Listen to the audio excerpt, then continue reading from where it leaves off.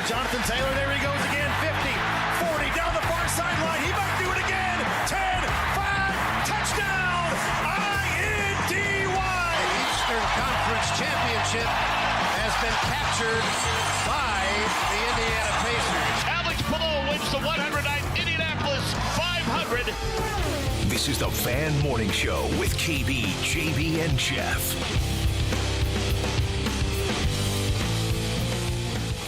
Happy Tuesday. Welcome into the Fan Morning Show. You just heard the man, JB, KB, Jeff, Mark Dykton. Mark was listening intently to the latest gambling ad there, and no gambling hotline for you, you said, right? You're just going to let it ride, keep that thing rolling?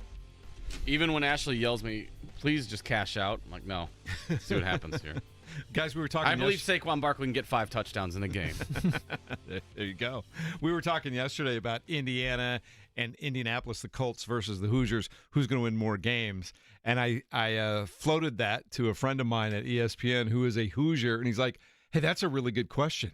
I'm not going to be able to sleep tonight because I'm going to be thinking about that. Because when you take a look at the early schedule of Curt Cignetti's team with the Hoosiers, and you take a look at the complete unknown of the Indianapolis Colts, Mark, especially you, and you tell me, guys, is that who do you think is more likely to win 9 games this year? Boy, isn't it quite the indictment that question is even a real question about where those two fan bases are? It's kind of true, though, isn't it? Like, people are more confident in IU football than they are in Colts football, when the Colts have how many more games than Indiana football has? 5? When the question was brought up yesterday, I think it's a great debate. JB, what do you think? I told you I think it's the Colts because they have more chances to win games. So that's where I'm at. So you think they'll win 9 or 10 games is what you're saying, right? I think they'll win more games than the Hoosiers. Okay, so you don't like the Hoosiers to win 9 is what you're saying, or even 8 maybe. Nope. Because you're hammering them that first real game against Illinois. You're not digging that at all. Yeah, they're going to be an 0-1 hole to start off the season for sure. Wow. All right, so that's where we're starting today. Also, much of the city of Carmel is, again, without drinkable, potable water this morning. And from what I understand, they're testing it this morning. And then if the test comes back clean 24 hours from now, which is tomorrow morning, then you get drinking water again. So it was all boiling and storing water last night after Grant's birthday last night. You guys weren't affected by anything like that, right? You're both in Indianapolis. No, I did see that headline there, but no. Zero issue. And at Grand Park yesterday, I think they were dumping water on their heads after that hour and 40-minute practice time. Yeah, well, they did practice for a long time last night. One other quick thing that has nothing to do with football. Do you guys ever remember as many sweat bees everywhere we go? They were all over the golf tournament the other day. They've been all over practice. I don't remember ever seeing all those. Ever. Do you? Yeah, I saw that Joel Erickson, I think, was trying to get to the bottom of this and had a listener reach out. I'm trying to think of what they said. James, was it horseflies, or was I imagining something there?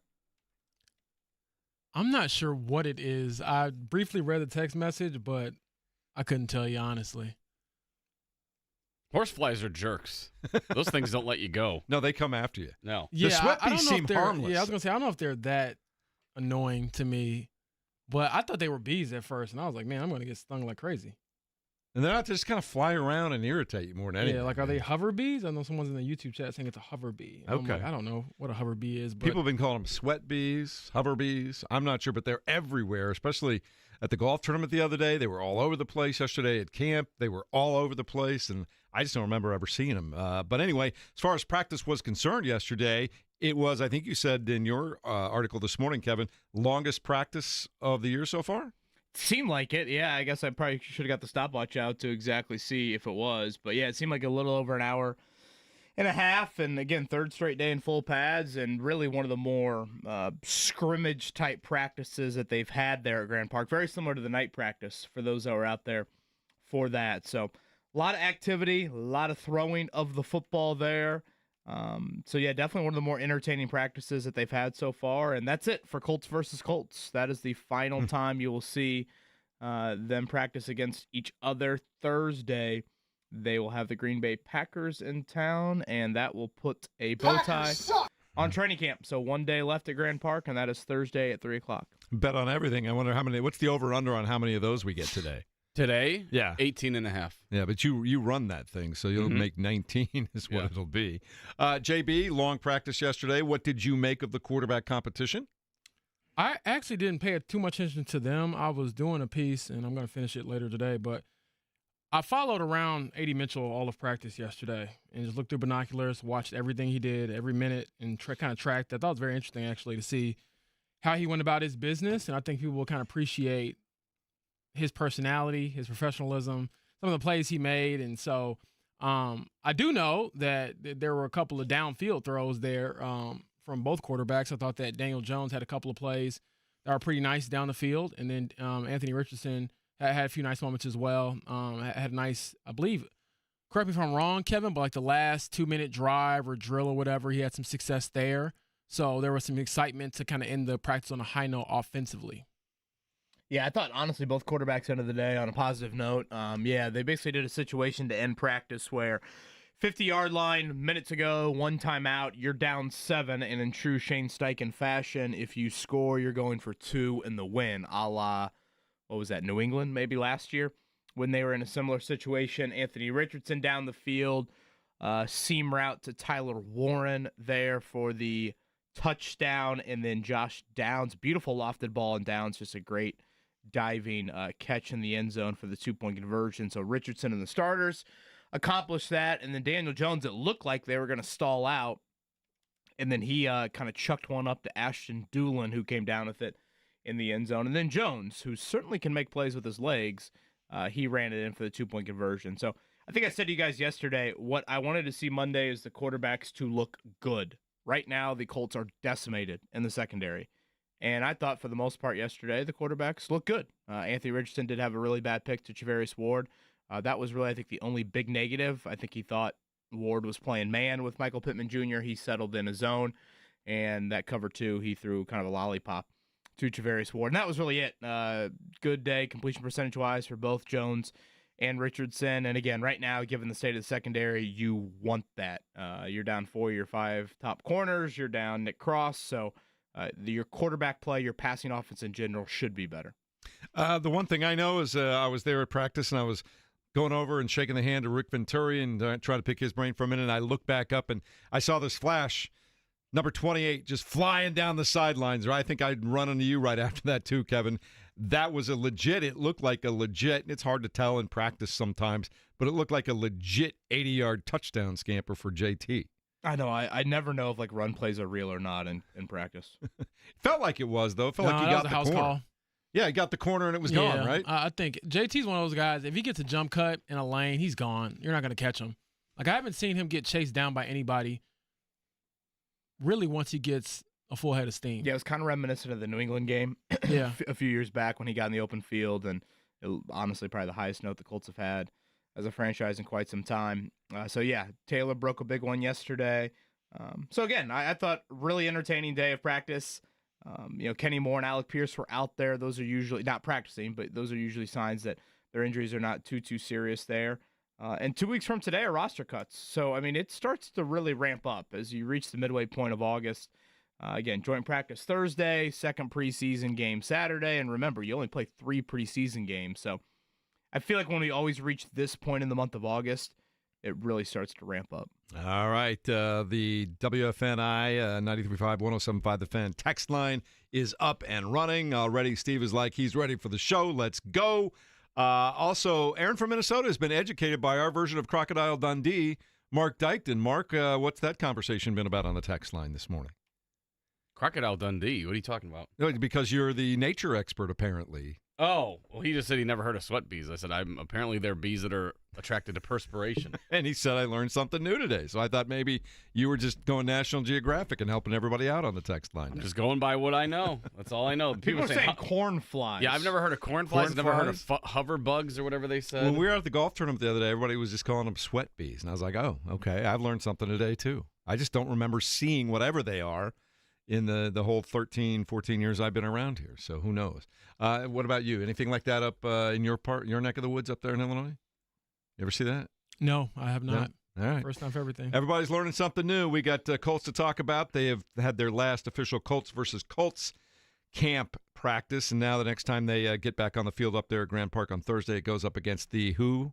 The Green Bay Packers, Mark Dykton. There's your second of 18 and a half right 16 there. and a half to go. Right. Coming up in a moment, we'll check it down. We get ready for another Fever game tonight. No Caitlyn Clark in the near future that I can see at this point in time, but we'll talk about all that as we continue on the Fan Morning Show, 93.5 and 107.5, The Fan.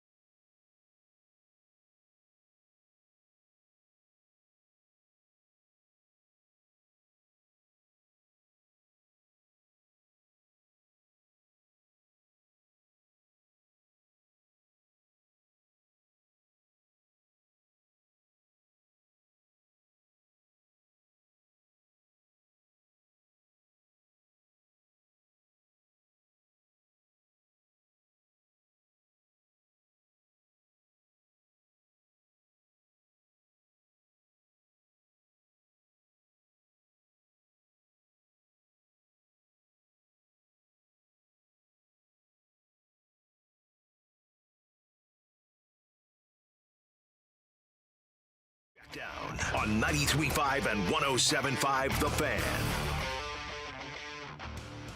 Hope your Tuesday's going well. Welcome into the Fan Morning Show. We are starting to talk about the Colts. I was driving in this morning on Dr. Martin Luther King Boulevard, and I saw up in the distance a huge Colts. I don't know what you call it there. What do they call those things that they drape over the Marriott there? What's that actually called? Sign? I guess a big sign. And it's time for the Poster. shoe. It's time to get going. And, of course, the last Colts on Colts practice was yesterday. We will see them on the field at Grant Park on Thursday against the Green Bay Packers. And are there still starting jobs up for grabs in that particular joint practice, or does it still depend on some of the preseason games, James?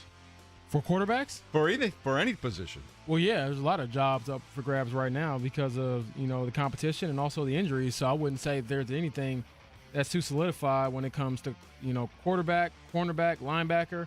There's a few different ways we could go.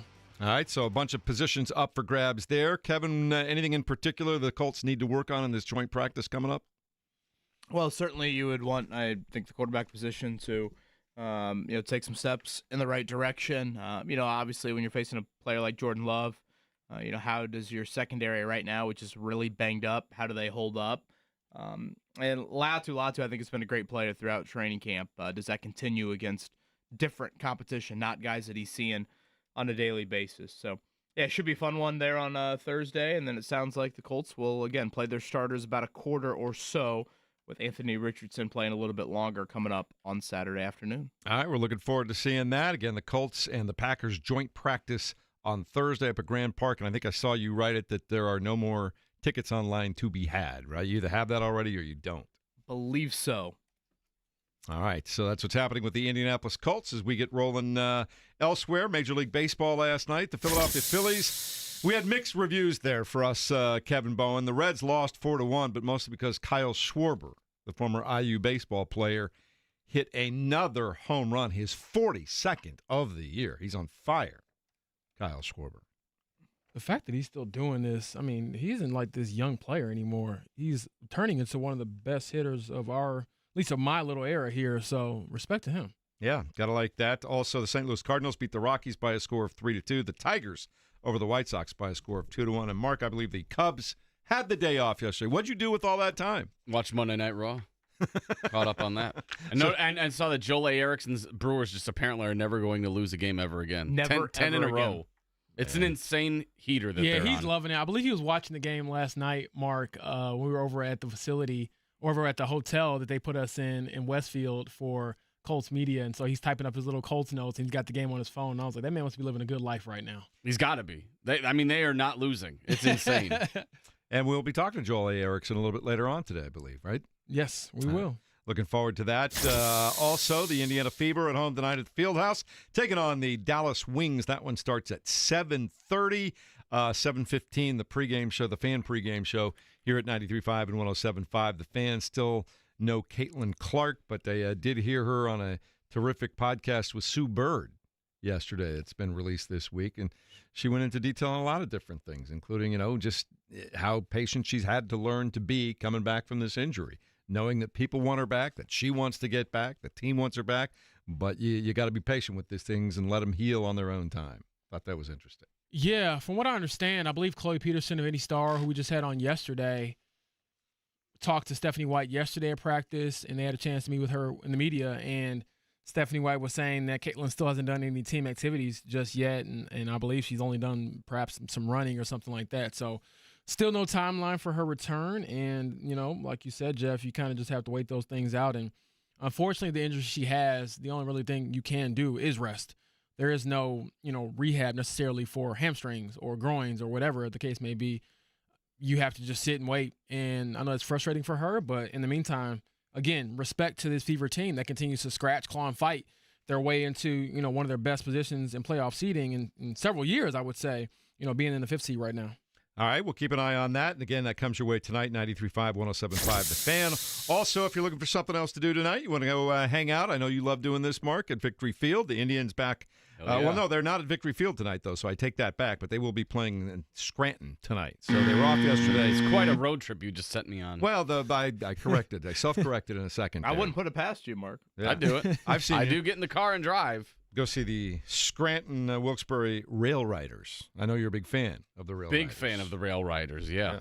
That'll be in Scranton tonight. Anything else you have before we move along, No, Kevin? just kind of going back to the Caitlyn Clark comments again. I thought she was really candid about her injury situation with Sue Bird and basically said, she had never been through any injury in her life. So initially she was just like, oh, you're just a little tight. Just play through it.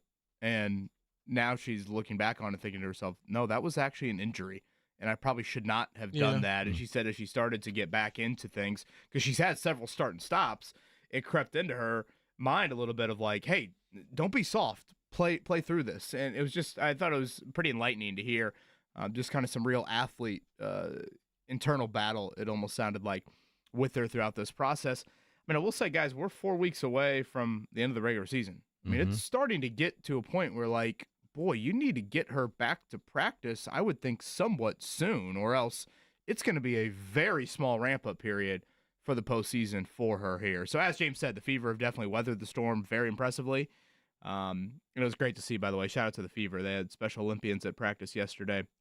Really cool pictures and videos from that. So great work by the Fever as they play tonight, like you said, 7:30 against a Dallas Wings team that is struggling mightily. Yeah, that's one of the age-old questions that all athletes have to deal with. And James, you've talked to many athletes in this situation as well. Oh, I thought you were going to say, James, you're an athlete, you would know. And No. You've spoken to many athletes. Wow.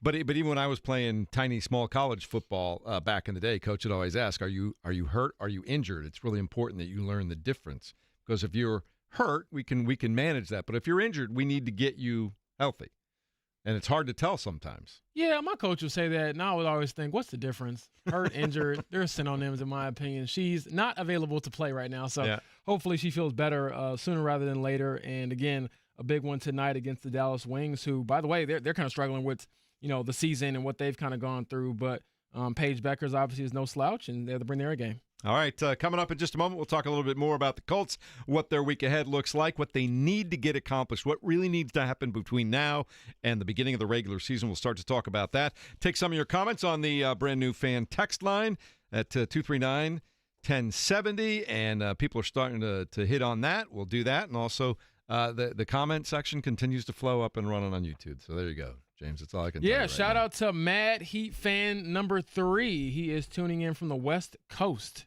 right now. So that is 4:24 West Coast time. Respect. All right, we'll do it all next as we continue on 93.5, 107.5 The Fan.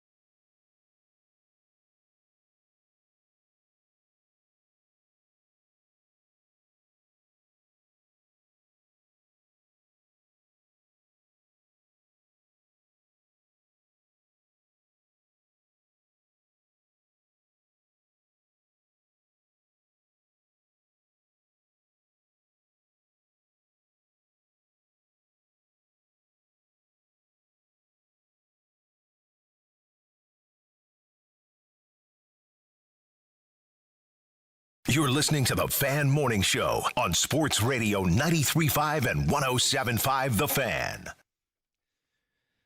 We've started a whole controversy here. Are they corn flies? Are they sweat bees? Are they hover flies? They appear to be some variation of all of the above. I'm not sure exactly what the ones are here in Indiana, but they all seem to be in North America, and they all seem to just be harmless and in the way. That's the big I'm glad thing that I about can that see. because I thought they were bees, and I thought I was going to get stung probably 10 times over the last couple of days out there in the hot sun. But nevertheless, I think my focus is more on the players rather than the bees, and so I'll take that over hopefully the pain of getting stung. I've only been stung once in my life, and once was enough. Now, I think we were talking about that a couple of weeks ago. I took a long time ago, took a drink of one of those Orange Crushes, and there was a bee inside of it and got it right in the top of the mouth. That was not a good time. It was not a good time. That was not a good day. I wouldn't wish that on my worst enemy. Everybody was out of practice yesterday. We were watching all the things take place, and it was almost, it felt like a little bit, except for not being under the lights, JB, it felt like another controlled scrimmage to a certain extent for Colts versus Colts. Yeah, a lot of team periods yesterday, which is obviously my favorite type of practice to watch. I don't really enjoy watching any practice, to be honest, but if I'm going to watch it, I would like to see the closest thing to real football, which is what we saw yesterday. And despite a couple of guys being out, Alec Pierce wasn't available yesterday. You got the groin injury going on. Nick Cross wasn't out there. I did think that one of the highlights of yesterday, and Kevin can probably speak to this, Hunter Wohler, I think, had a couple of nice plays filling in for Nick Cross. And so he continues to make some progress, I believe, in that secondary. And, Lou Anarumo, after practice, made us temper our expectations a little bit. He was saying, hey, he's got a long way to go. But I do think that Hunter Wohler's kind of proven that he can be perhaps more than just a special teams guy and someone you can trust or perhaps rely on if you get in a pinch. Yeah, my eyes and ears kind of perked up a little bit when it was late in practice and during one of the team reps, Tyler Warren split out wide, way wide, like almost outside of the numbers, and opposite him was Hunter Wohler. Wohler is getting the start right now because, as James said, Nick Cross dealing with a hip injury, so has missed the last probably 3 days of practice. So you had draft pick versus draft pick, first rounder versus seventh rounder, and I thought Anthony Richardson did the thing that you would expect a quarterback to do. He looked at that matchup pre-snap and said, all right, I'm going to throw it up to my first round pick there at tight end, and he gave Warren a 50-50 opportunity, and Hunter Wohler was in honestly perfect position to knock the ball away. It was a great play by Wohler down the field. And again, that was a play that, is a little different than where we've seen him utilized. So it's probably going to take an injury for him to play a big role, but, maybe in some sub packages he could get involved. And, we've talked about him now for several weeks. He's not just a 7th round pick that's fighting for a roster spot. He's literally trying to fight for a defensive role. Week 1 against the Miami Dolphins. And I'll be curious to see if he carves out something in the sub package role. How you guys feeling about starting center at this point in time? Well, I think Tanner Bortolini is the guy there. Yeah. Right now, I think go ahead and, Sharpie in Spencer Schrader as your kicker, and then go ahead and I don't know if it's full-on Sharpie, but definitely in pen, I would put Tanner Bortolini as your center. It's unfortunate Danny Pinter's been a little banged up here over the last week or so I think that has impacted the competition. But right now, and really in general with your offensive line, James, I know the secondary is dealing with tons of injuries right now, but your O-line has arguably been the healthiest position group of any here throughout training camp. And you look around the league right now, and there are teams dealing with tons of injuries, offensive line related. But, I mean, Braden Smith's missed, 1 day? Yeah. Bernard Ryman, I don't think has missed any. I can't recall Quentin Nelson being out. I can't recall Matt Gonzalez being out. And again, Danny Pinter, a little banged up, but Tanner Bortolini, I think a lot of people thought he would be the starter anyway. So when you talk about that 5-man group of the offensive line, I would say it's been one of the healthier training camps I can remember. Yeah, and honestly, respect to Bernard Ryman, because if I got paid that much money, Kevin. I know that's a bit of a jinx there. We'll certainly blame him if something happens. They've never been in a healthier. joint practice. What Nothing defines could go a wrong. jinx? I actually don't know. I feel like I only say it or when it doesn't mean that I jinx something. It's only if you jinx it. Because I've gotten that a lot. Throughout the playoffs for the Pacers, when I said, like, oh, they're going to win this game, people were like, you shut your mouth right now and they will win the game. And I'm like, do you have no faith in your team at all? Oh, Jake was going to drop 4-letter words on Kevin every time the 500 came around. He's like, it's going to be beautiful weather. There's no chance for But rain. then the weather was beautiful. So does that mean it wasn't a jinx? Was it beautiful though? It's not this year. This is when Jake and I did the show. Oh, okay. I thought you meant like this past year. And No. I'm like, that wasn't beautiful, but okay, fair enough. All right, so that's what's going on as far as the Colts camp is concerned. Again, the Packers coming in a couple of days and another chance to evaluate the two quarterbacks. And I was talking to a lot of people and kind of taking a straw poll last night as I was roaming up and down the sidelines. And kind of we talked about it yesterday. Unless something really dramatic happens, you kind of have to start Anthony Richardson, don't you, at the beginning of the year? Unless Daniel Jones is just head and shoulders above him in these final two preseason games? I could go either way, honestly. I could see from a fan standpoint and from a Chris Ballard standpoint, yeah, start Anthony Richardson. He's got the upside. He was drafted high a couple years ago. He's supposed to be our guy. He has not proven that at all just yet. However, as I keep saying, I think that Shane Steichen is closer to being 50-50 on these quarterbacks than most want to give that credit for. And it's because, one, he's more available than Anthony Richardson already. We've seen that throughout the offseason. And then number two, he's probably more consistent. And I think the safety factor is something we can't overlook with Daniel Jones. Yes, it might be more boring football, but boring from Shane's perspective or even from just the offense in general's perspective, they might welcome that because in their minds, internally, the Colts believe that if they just get average quarterback play, and I will put out average it like if they just think that they have the 18th or 17th best quarterback in the league, they'll be a playoff team. That's what they're asking for. They're not asking for greatness. They're just asking for competency. And Anthony has not shown that throughout the first 2 years of his career at an extended rate. There's been moments, but there hasn't been elongated moments. James, off of that point, I want to go back to something you brought up yesterday. On The Athletic, Mike Sando had a piece on quarterback tiers. Yeah. And you brought this up a little bit. Richardson and Jones were virtually right next to each other on the list. You want to kick out of this? So the list in order of these quarterbacks, it goes Daniel Jones, 30, Joe Flacco, 31, Anthony Richardson, 32. So there's your last three Colts quarterbacks. Go. A nice Colts sandwich there. Yeah, serve that at the State Fair. But I thought I'd eat it.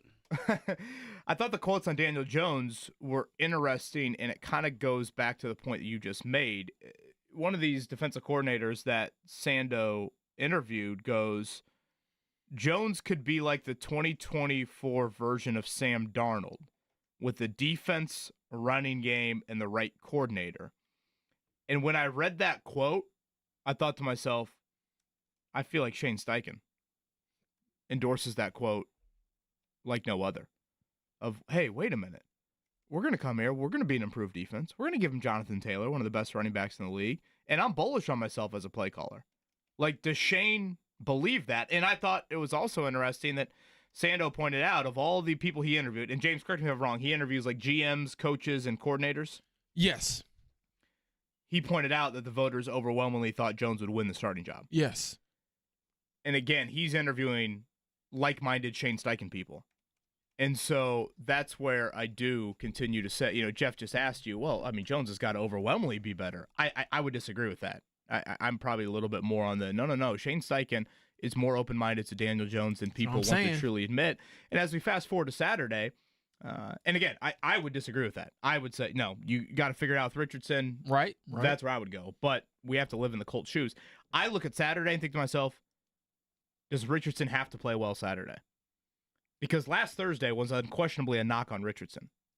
However you want to slice it. That was not a good Anthony Richardson. He made a mistake that cost him some injury and once again was missing time. Well, I would argue how he made the mistake was the costliest. Not just that he got hurt. It was that in a game, that could be a strip sack in your own territory, boom. And can you trust the guy at the line of scrimmage? If he has another subpar performance in a preseason game, what does that say to the coaching staff? That's now 2 games and 2 subpar performances in the month of August. Is that too much to overcome in this competition? That is a real thought that I have going into Saturday.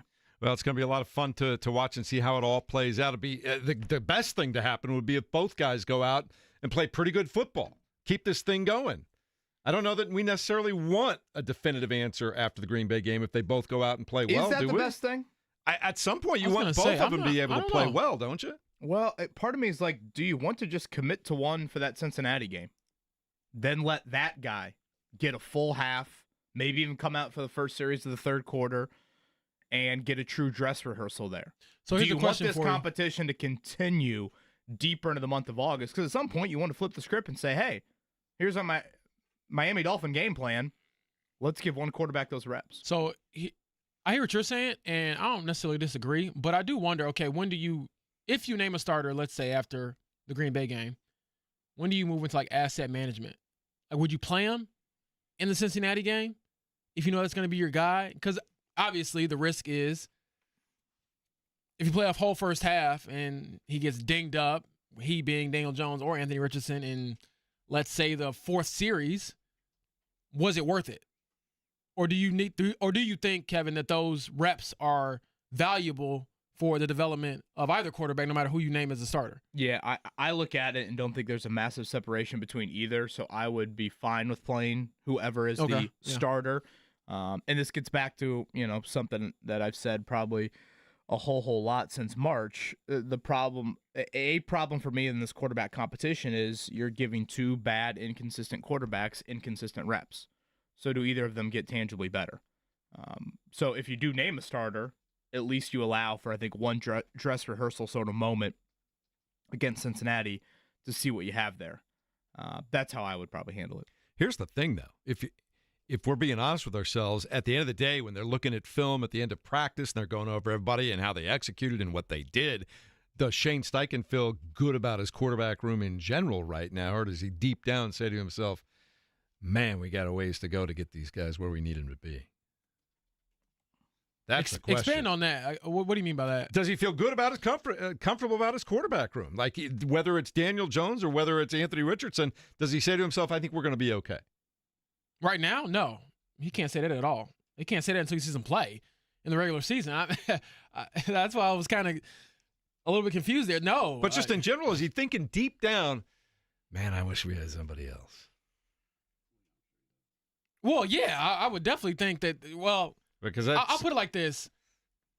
Every coach is going to wish that they had probably like a great quarterback. I mean, you look at some of these players in the league and like, man, I would, if I had Lamar Jackson, if I had Joe Burrow. However, of the quarterbacks he has, will he instill confidence in them? Yes. But I don't think that he's sold on either one. I don't think you go to sleep at night thinking we got the franchise guy. Like, there's no way that's happening. So to feel good, I don't know, good is a I just wonder if he goes to sleep saying to himself, man, how are we going to make this work? I don't know. Because, to your point of ranking quarterbacks, we're talking neither of them cracked the top 30.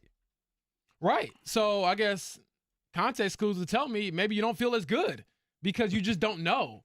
And I say that because there's upside with Anthony, a lot more obviously than Daniel Jones, because Daniel Jones played almost 70 games in New York, and Mark's favorite number, 69, was the total number. And he wasn't able to. That was a bold claim. Woke him up all of a sudden. He wasn't able to necessarily. You can clip that, Mark. He was not necessarily able to sustain success. He had the one really good year. They made the playoffs, and obviously he had that great game against the Colts actually a couple years ago to clinch that playoff berth. However, there hasn't been much outside of that to feel good about. And then last year was a disaster in New York. And then for Anthony, last year was a disaster in Indianapolis.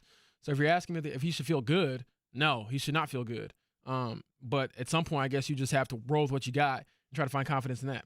And at a certain point, those are your quarterbacks, and I think you're right. You roll with what you got and what you have. But you always wonder in the quiet moments that he has when he's driving home at night, you think, oh man, if we'd have just done this or we'd have just done that. But maybe they believe in still the potential of Anthony Richardson. The physical ability is clearly still there. And I was watching yesterday, Kevin, you and I were talking about it. He was throwing some pretty nice footballs yesterday. Yeah, I think outside of you're a family member of Anthony Richardson or Daniel Jones, you would want a different quarterback situation. That's kind of where we're at right now. Yeah. But again, I thought yesterday you would have wanted a strong quarterback day, given the banged-up nature of your secondary. And I think you got that. Jones, I had him 21 to 27. I think 80 had one drop, James. Jelani Woods maybe had another. Yeah. So, again, I thought a rather efficient day from Daniel Jones. Continues to be a lot of underneath stuff. Richardson, I thought the interception by Charvarius Ward was just a gift, and really probably the first true gift we've seen Richardson throw to the defense in a while. You jinxed him. I That's how jinxes work, Kevin, if you were asking so I earlier. jinxed him, but not You're Daniel a Jones. believer in the jinx, aren't you? No, I'm just a believer in Petty. But yeah, I did. I'm not going to lie, Kevin. When you threw that pick, I did think of you, and I was like, wow, they're going to ruin my boy's point. Gosh, did you really? I did think about that. Man, in the moment. you imagine if I had that much control? No, not that you had that much control. And I thought it was just funny because I'm like, he just praised you guys for not turning the ball over, and he goes out there and throws the worst pick you've seen in camp. Which, in fairness to the defense, it was disguised, I think, pretty well. I'll never forget Jacoby Brissett. He had a stretch like one of the longest in Colts franchise history without a pick. And I had tweeted it out like before a game for like 5 straight games. And finally, after like the 5th game, he threw the pick. You probably got flooded with people saying you jinxed. The next day, no way. in the locker room, he literally points to me. He goes, "You jinxed me." And for a split second, I want to be like, "What about the previous 4 games when I tweeted out your interception streak?" But Jacoby's sense of humor probably wasn't going to go there with me. You got to stand on business, powerful. Man. See, you know what? That's all right. I'm here now. I'm your backup. So if that happens this upcoming season, I'll be in the back. Not too close because I don't want to, be in the mix, but I'll be there cheering you on. By the way, I think you are that powerful, Kevin. I love you. That's why you're here. I love it. By the way, I think we might have a Rick Carlisle appearance coming up tomorrow around 8:00. So we'll confirm that later today. But a little summer chat with the Pacers head coach. What do you think Rick Carlisle's been up to this summer? Flying planes, playing piano. I don't know. I feel like he's probably done something that's a bit more unique, and I feel like he always tries something new. So maybe I'll, maybe have a hiking chance up to Machu Picchu or something like that. Yeah, I will say this. This is a funny moment. I got a text from Chad Buchanan yesterday, Pacers GM, and I don't know. I have to check and see. He might have stopped by Colts practice or something because it was kind of a random text, and he goes, "The job you're doing right now, it is way too hot for that." So I texted him back, and I was like, "Yeah, I'm missing my Pacers." Climate control practices right now, and he said, "Yeah, it's 72 always, over at St. Vincent." So that was a funny little interaction there, and I hope he and Rick are doing well this offseason. Looking forward to that. In the meantime, you can get back to this 239-1070 on the fan text line. You can also comment continually on the YouTube page. You can listen to us a bunch of different ways. 93.5, 107.5 The Fan, 93.1 HD2. Just click it over there from 93.1 WIBC. You can listen to us on the app. You can listen to us at 1075thefan.com. Or you've got a smart speaker at home, don't you, James? You can just say, Alexa, play 1075 The Fan. You know what's crazy? I actually don't have a smart speaker. I have a Bluetooth speaker. And you know what? Shout out to the UE Mega Boom. I have had this Bluetooth speaker since my freshman year of college, which is 2014. It is still going great. So that is a great product. I think Anybody ask you to turn it down at the apartment ever? No, I'm actually pretty courteous, I think, as a neighbor. I might have it loud, but not like super duper loud. I don't think you can really hear it outside of like my apartment. I'm not that type of person. I actually hate that when I come home and I'm like, man, you people are not very, kind with the music. I have a guy down the hall, and I don't know if he's like just hard of hearing or something like that, but man, his TV is loud. So I'm glad that my apartment is a few doors down. Right. Sydney Sweeney is a Colts fan. Is this real? What? Where did this come from? Do we believe everything that these people say in the text chain? It is on the internet, so at your own risk. But one of these texts here. Can we get to the fact that Sydney Sweeney is a huge Colts fan? That would be outstanding. And then there's a follow-up there about what she would do if the Colts won a championship, but I'll probably leave that there. Yeah, I'm looking. I just Googled this, and here's the AI overview, which says, there's no indication that actress Sydney Sweeney is a fan of the Indianapolis Colts. Well, that came and died pretty quickly. I just looked up Sydney Sweeney on Twitter. Boy, that's a rabbit hole that's probably going to get me sent into an HR meeting. Just be careful which pages you click on. I typed in Sydney Sweeney. I can't help it what these pervs put up here. We like having our. Maybe she'll show up and be a celebrity at a game. Maybe she'll hit the anvil. Looks like pound the anvil. That'd be good. Exactly. Looks like the rumor started because it says Sydney Sweeney and Colts wide receiver Alec Pierce have, quote, quietly been hanging out, but that was like last year. So is someone going off of that rumor? Alec Pierce is with Sydney Sweeney? That was over a year ago, though. Really? So I feel like that's fake. Checking out the fan text line here, 317-698. And feel free when you send your text to put your name on there. That guy's phone number. Good Lord. No, I didn't say the last 4 digits, just the first 3 to give you an idea where he's from. Shane was brought in to turn this raw talent into a quarterback. He'd be gone too at the end of the year, no doubt. So yeah, it's play the best quarterback or be gone, right? Or does that become an indictment on Shane Shane's Steichen job that he is to can't win. get it? Yeah. I think that's his main job. One way or the other. Well, and that's what makes things so confusing here. Yeah. Chris Bauer would probably want Anthony Richardson, right? Yeah, the talent development and all that. But if I'm Shane, I'm thinking play whoever can help me get to the playoffs. And honestly, if you miss the playoffs for a 5th straight year, everyone's job should be on the line. It's hard to believe it's been that long. 4 straight years without the playoffs. Oh. And most teams, GMs, coaches, and I know Shane hasn't been here that long or as long as Chris, but most coaches, if you miss the playoffs for a 4th straight year, which would be the case if this was Shane, they're not getting another chance to run it back. Correct. I would argue it shouldn't have gotten to this far, but nonetheless, here we are. James, one of our texters is promoting you to a big media conglomerate. You're too talented to stay here for very long. How about that? I appreciate the How about love. that? You know, Are we going to have another iteration of the morning show here? You know what's crazy Is that though? your I agent? did get that question recently, but I'll tell you all, I'm not going anywhere. Let's yes, go. there's been Leonardo DiCaprio right there. Come on. I'm not leaving. No, I had people ask, and opportunities have opened up. I have no reason to leave. I love being here. I've enjoyed it, and yeah, and I do think the show has forced me to kind of expand my Indiana sports knowledge a bit. So I'm enjoying kind of dabbling in everything, and obviously at this point in the year we're all Colts. So I'm looking forward to Thursday's joint practice for sure. Looking forward to hearing from people all day long as the text line is new. As you get in, put your name on there at the very end. We'll put you in the saved column, and moving forward, we'll know exactly who sent what text, and we can give you credit for that. Sometimes I think people want credit. Sometimes I think they like flying under the radar and being a little anonymous, which is fine with me too, James. However it works. And It is what it is. You can still use the chat on the YouTube. So we talked about that a lot yesterday, and I have no problem keeping that up. I just want to make sure that people stay respectful to some extent. It's okay to have opinions, but let's be nice to some people too. I mean, Look at this. I don't know about millions, Kevin, but I'm hoping I can get a couple more coins here in a few. a lot of zeros for James. No, I'm hanging on enjoying. there, No, man. it's been great, and honestly, I got a chance to talk to somebody about that actually at the golf outing. Hey, are you leaving? I'm like, no, I'm not leaving, brother. I think Indiana's in the blood at this point. I like that. So we're looking forward to talking with Joel Erickson coming up in a moment. What is the over/under on number of Tigers mentions in this conversation, Mark Dykton? You're the gambling expert. There's got to be a couple, right? I mean, if my team's that good, there's no way I'm not bringing Tigers it up. or Brewers? Brewers, I'm sorry. Brewers. Yeah. I'm saying there's 0 Tigers. I'm sure he'll gladly puff out his chest. He'll strut around like a peacock if you let him. 10 straight wins. I'd be doing that if my Cubs were doing that, but they aren't.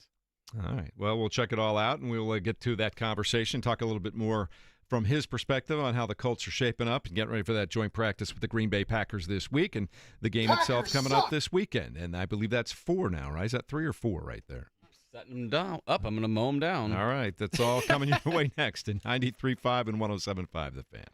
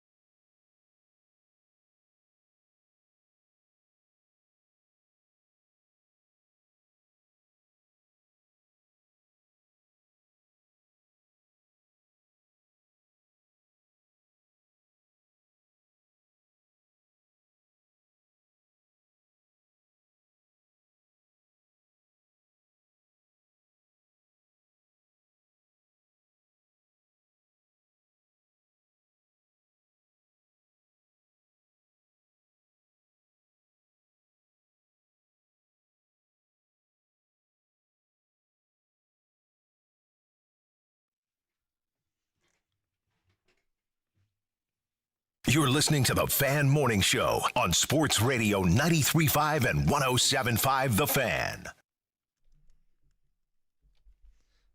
I almost don't want to disturb you, James Boyd.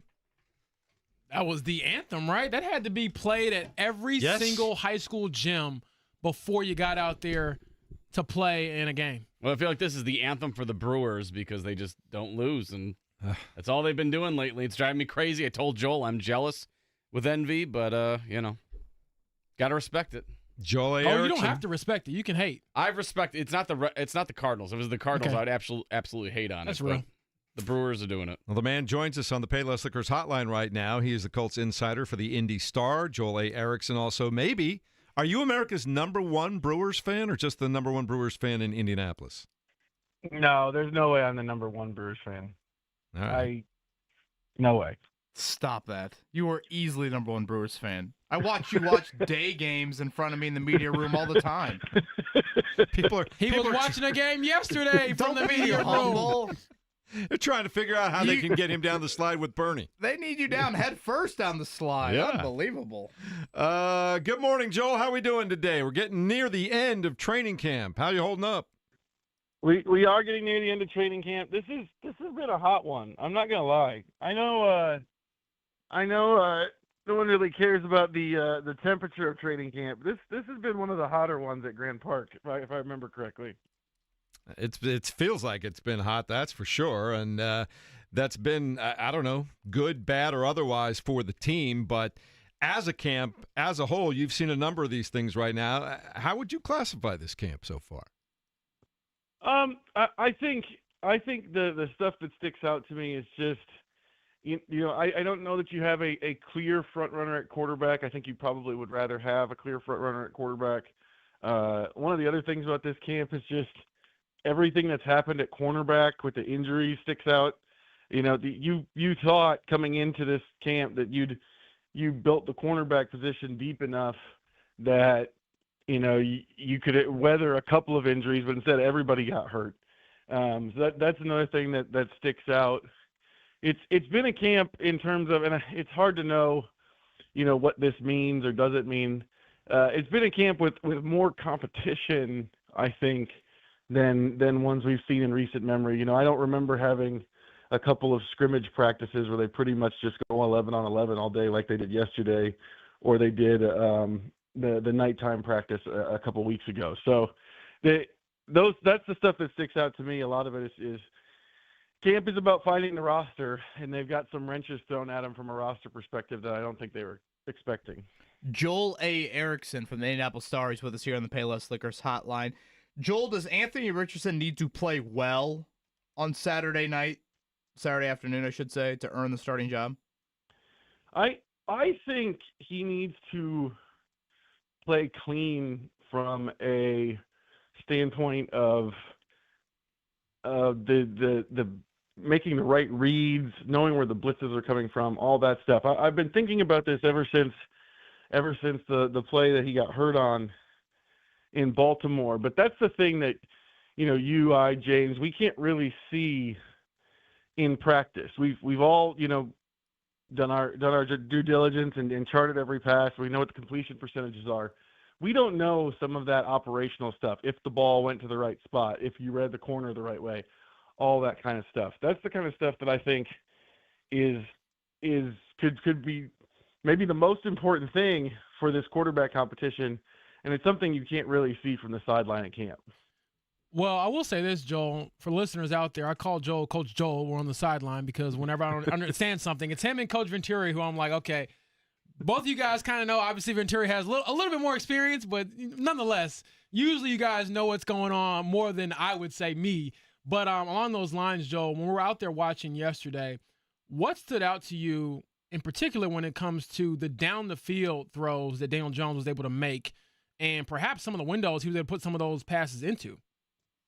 Yeah, he's better. He's better when, number one, if he gets the ball out early in the route, if he makes the decision early, and if he's going for sort of the more classic deep ball, the high arcing ball, that one's got to come out earlier. It just seems like if it doesn't, he's gonna is going to kind of be underthrown a little bit. Weirdly though, that's kind of been an issue for Richardson as well in this camp. But the other thing is, I think these are the ones you're talking about. He's better when he has to rip like a 25-yard shot down the field, and that creates an explosive play too.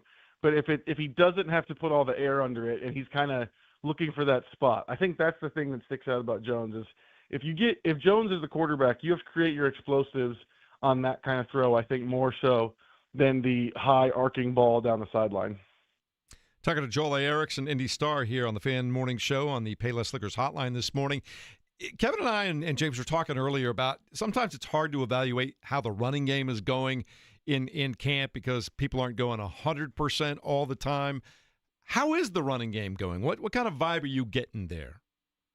Well, I think, one of the things that sticks out is just they've got, new guys at center and tackle, or center and guard, and some of that interior stuff. We've seen this before in camp where Grover Stewart and DeForest Buckner kind of make trouble for anything going up the middle there. I think we've seen that again when those guys have been in. They've pulled off some big runs yesterday. But yeah, the running game is one of those things that you don't really get to see a ton of in camp. I think especially when Richardson's in there, but also when Daniel Jones is in there. They're doing some of that stuff. I think they're going to do more of that as they get out of camp and into the sessions that we won't see, just to run the plays. But you don't see what makes the plays go in terms of the full contact, Jonathan Taylor breaking tackles, whether or not an arm tackle is going to get broken or not.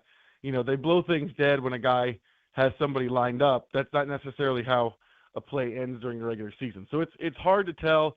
Jonathan Taylor broke an actual 75-yard touchdown run yesterday. It's just kind of a reminder that he's still Jonathan Taylor. This is the guy that rushed for he's rushed for more than 6,000 yards in 5 seasons.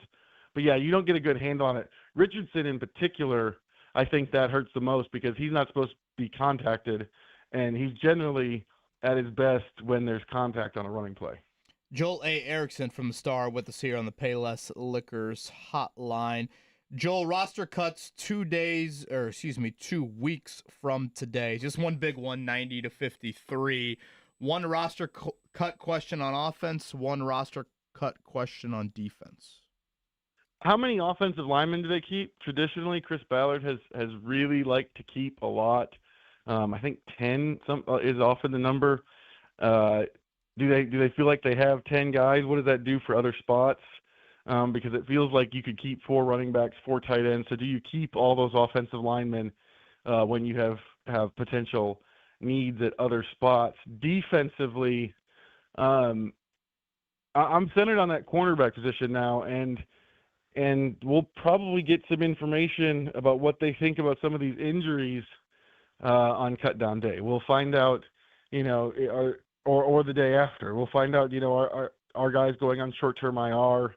Does Jonathan Edwards make this team now? The undrafted rookie from Tulane who's been running with the first team in the wake of all the injuries. That spot and how that shakes out, I think is hard to gauge because we don't know the statuses, the timetables for Kenny Moore or Jalen Brents or Juju Brents or Jalen Jones. So judging by that, it sounds like you're in the same boat with me. I don't think Jelani Woods versus Will Mallory is a competition at all. I think Will Mallory is definitely on the football team, and Jelani Woods has got to climb to make the team. Yeah, you just look at the rotations. Mallory is getting first team reps in practice as they rotate through. Woods has mostly gotten the developmental or third team reps. I don't know that there's been a lot of second team reps for him. And then Mallory's just had a really, really good camp. You go back to when this staff came in too, they don't really have any history with Jelani Woods because of the injuries. They do have some history with Will Mallory. He was pretty good in 2023 with Gardner Minshew in a complimentary role. And then on top of that, he's had a really good camp. Joel, I want to pivot a bit to, perhaps the running back behind Jonathan Taylor. And I feel like... I really thought you were going to say Sweat Bees. No. No, the running back behind Jonathan Taylor, I think that's an interesting sort of debate because I know on the unofficial depth chart they have Tyler Goodson as the number 2 running back. But we've also seen DJ Giddens get some of that responsibility as well. Khalil Herbert's in the mix. How do you see that perhaps shaking out, or what have you seen so far to give you an inkling of how it could shake out? I think for the most part, I think Tyler Goodson is going to make this team. I think that may surprise some fans. You know, you bring in Herbert, you draft Giddens, you feel like maybe you move on there. But number one, I think Tyler Goodson is a core special teams guy for this team, which is when you get down to the roster cuts and you start looking at your 53, those last 8 to 10 spots are all special teams decisions. But on top of that, he's been running as the second team running back for most of camp. You know, he's got it's everything we've seen from Goodson in the past. He's got more burst and explosiveness through the hole than a lot of guys. I think ultimately, once you get to the season, I think that's probably a Giddens role. But right now, Goodson needed to have a really good camp, and he has, and he's got himself in that number 2 spot. Joel, always good to talk to you. Good luck with the Brewers the rest of the way, and good luck out at camp. I know the joint practice is on Thursday, and then everybody kind of settles into their normal rhythm. So we're looking forward to keeping up with you then too.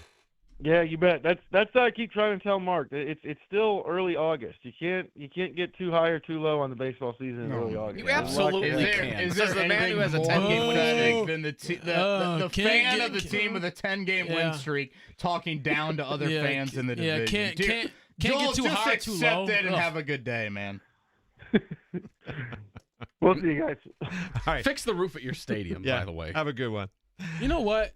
It's like the Cardinals fan that would always look at me, you know. Yeah, I'm gonna scold you guys Joel just need a little to do bit. This. You need to do that. Yeah, I get it, man. You're really good at baseball. I'm jealous of you. Yeah, I'm gonna I'm not scold here Joel for later. therapy. I hear you. I'm gonna. If he scold. was on a 10-game losing streak, we'd be talking him off the ledge. That's true, but also could it be any more cliche? Never too high, never too low. Joel, you wouldn't reprint that in any star if a Colts player told you that ever.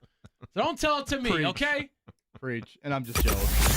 Breaking news from 93.5 and 107.5 The Fan. We had some breaking news over What's going on? Joel Erickson interview. Did you guys see that? The Pacers news?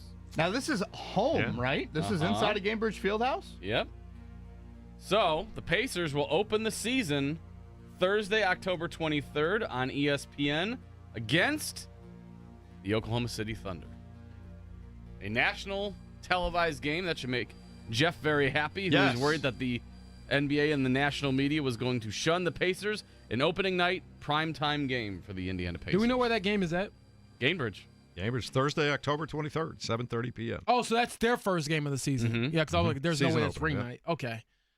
Because I know OKC's opening up against, I believe, Houston. Yeah, they haven't announced. I don't know. Will they be on a back-to-back, the Thunder? Are we already looking at back-to-backs? And could it favor the I was going to Pacers? say they might be because Some I do know distractions. that the season opener for them is against Kevin Durant because I thought it was very petty of the NBA to make Kevin Durant go watch their ring ceremony as the former Thunder franchise player. So. I still think the Pacers should have been on Christmas. So only one Eastern Conference game is on Christmas? Yeah, I believe that is bunch the of case. Western we teams? didn't talk about that, but yeah, the Pacers did not get the Christmas Day slate. I'm not going to lie. Part of me still, I wanted this to be the Bucks so bad. Well, First that's game, what I wanted. I wanted Miles Turner coming back to Gainbridge for the first time on Christmas. But even if this wasn't Christmas, I'm talking the You're matchup talking about just got announced. the season opener. I would have taken the season opener. I just want it to happen as soon as possible. Right. Yeah, This game better be on national TV. It has to be, right? Yeah, it's on ESPN. Pacers Thunder's ESPN. No, I'm saying the when the Milwaukee Pacers Bucks host play. the Bucks, that has to be on national TV. You would think, you would hope. Adam Silver, if it isn't, brother, I will be at your offices to have a stern talking with you. I don't know how well that'll go. I'll probably get arrested, but I will speak my mind from afar, from across the street, perhaps. Yeah, full schedule comes Thursday. Is that correct for the NBA? That's the expectation, the plan. But we've seen the NBA before say a certain date is the full schedule, and then they drag it out for a day or two. So we'll see what happens. But that's I what like I've heard that. Thursday. I'm glad the Pacers getting a little primetime night there early in the season. No MLK game for the Pacers either. They just announced those two. The Pacers are not on that slate. Just crazy. Again, me and Adam Silver, we're gonna talk.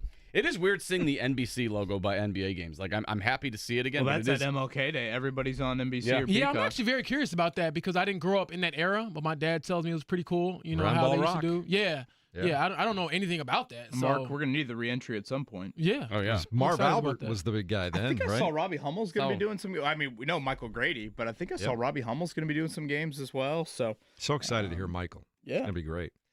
Heard him on a game the other night. I can't remember which one it was, but it was a lot of fun. NBA on NBC is how I saw the OJ chase.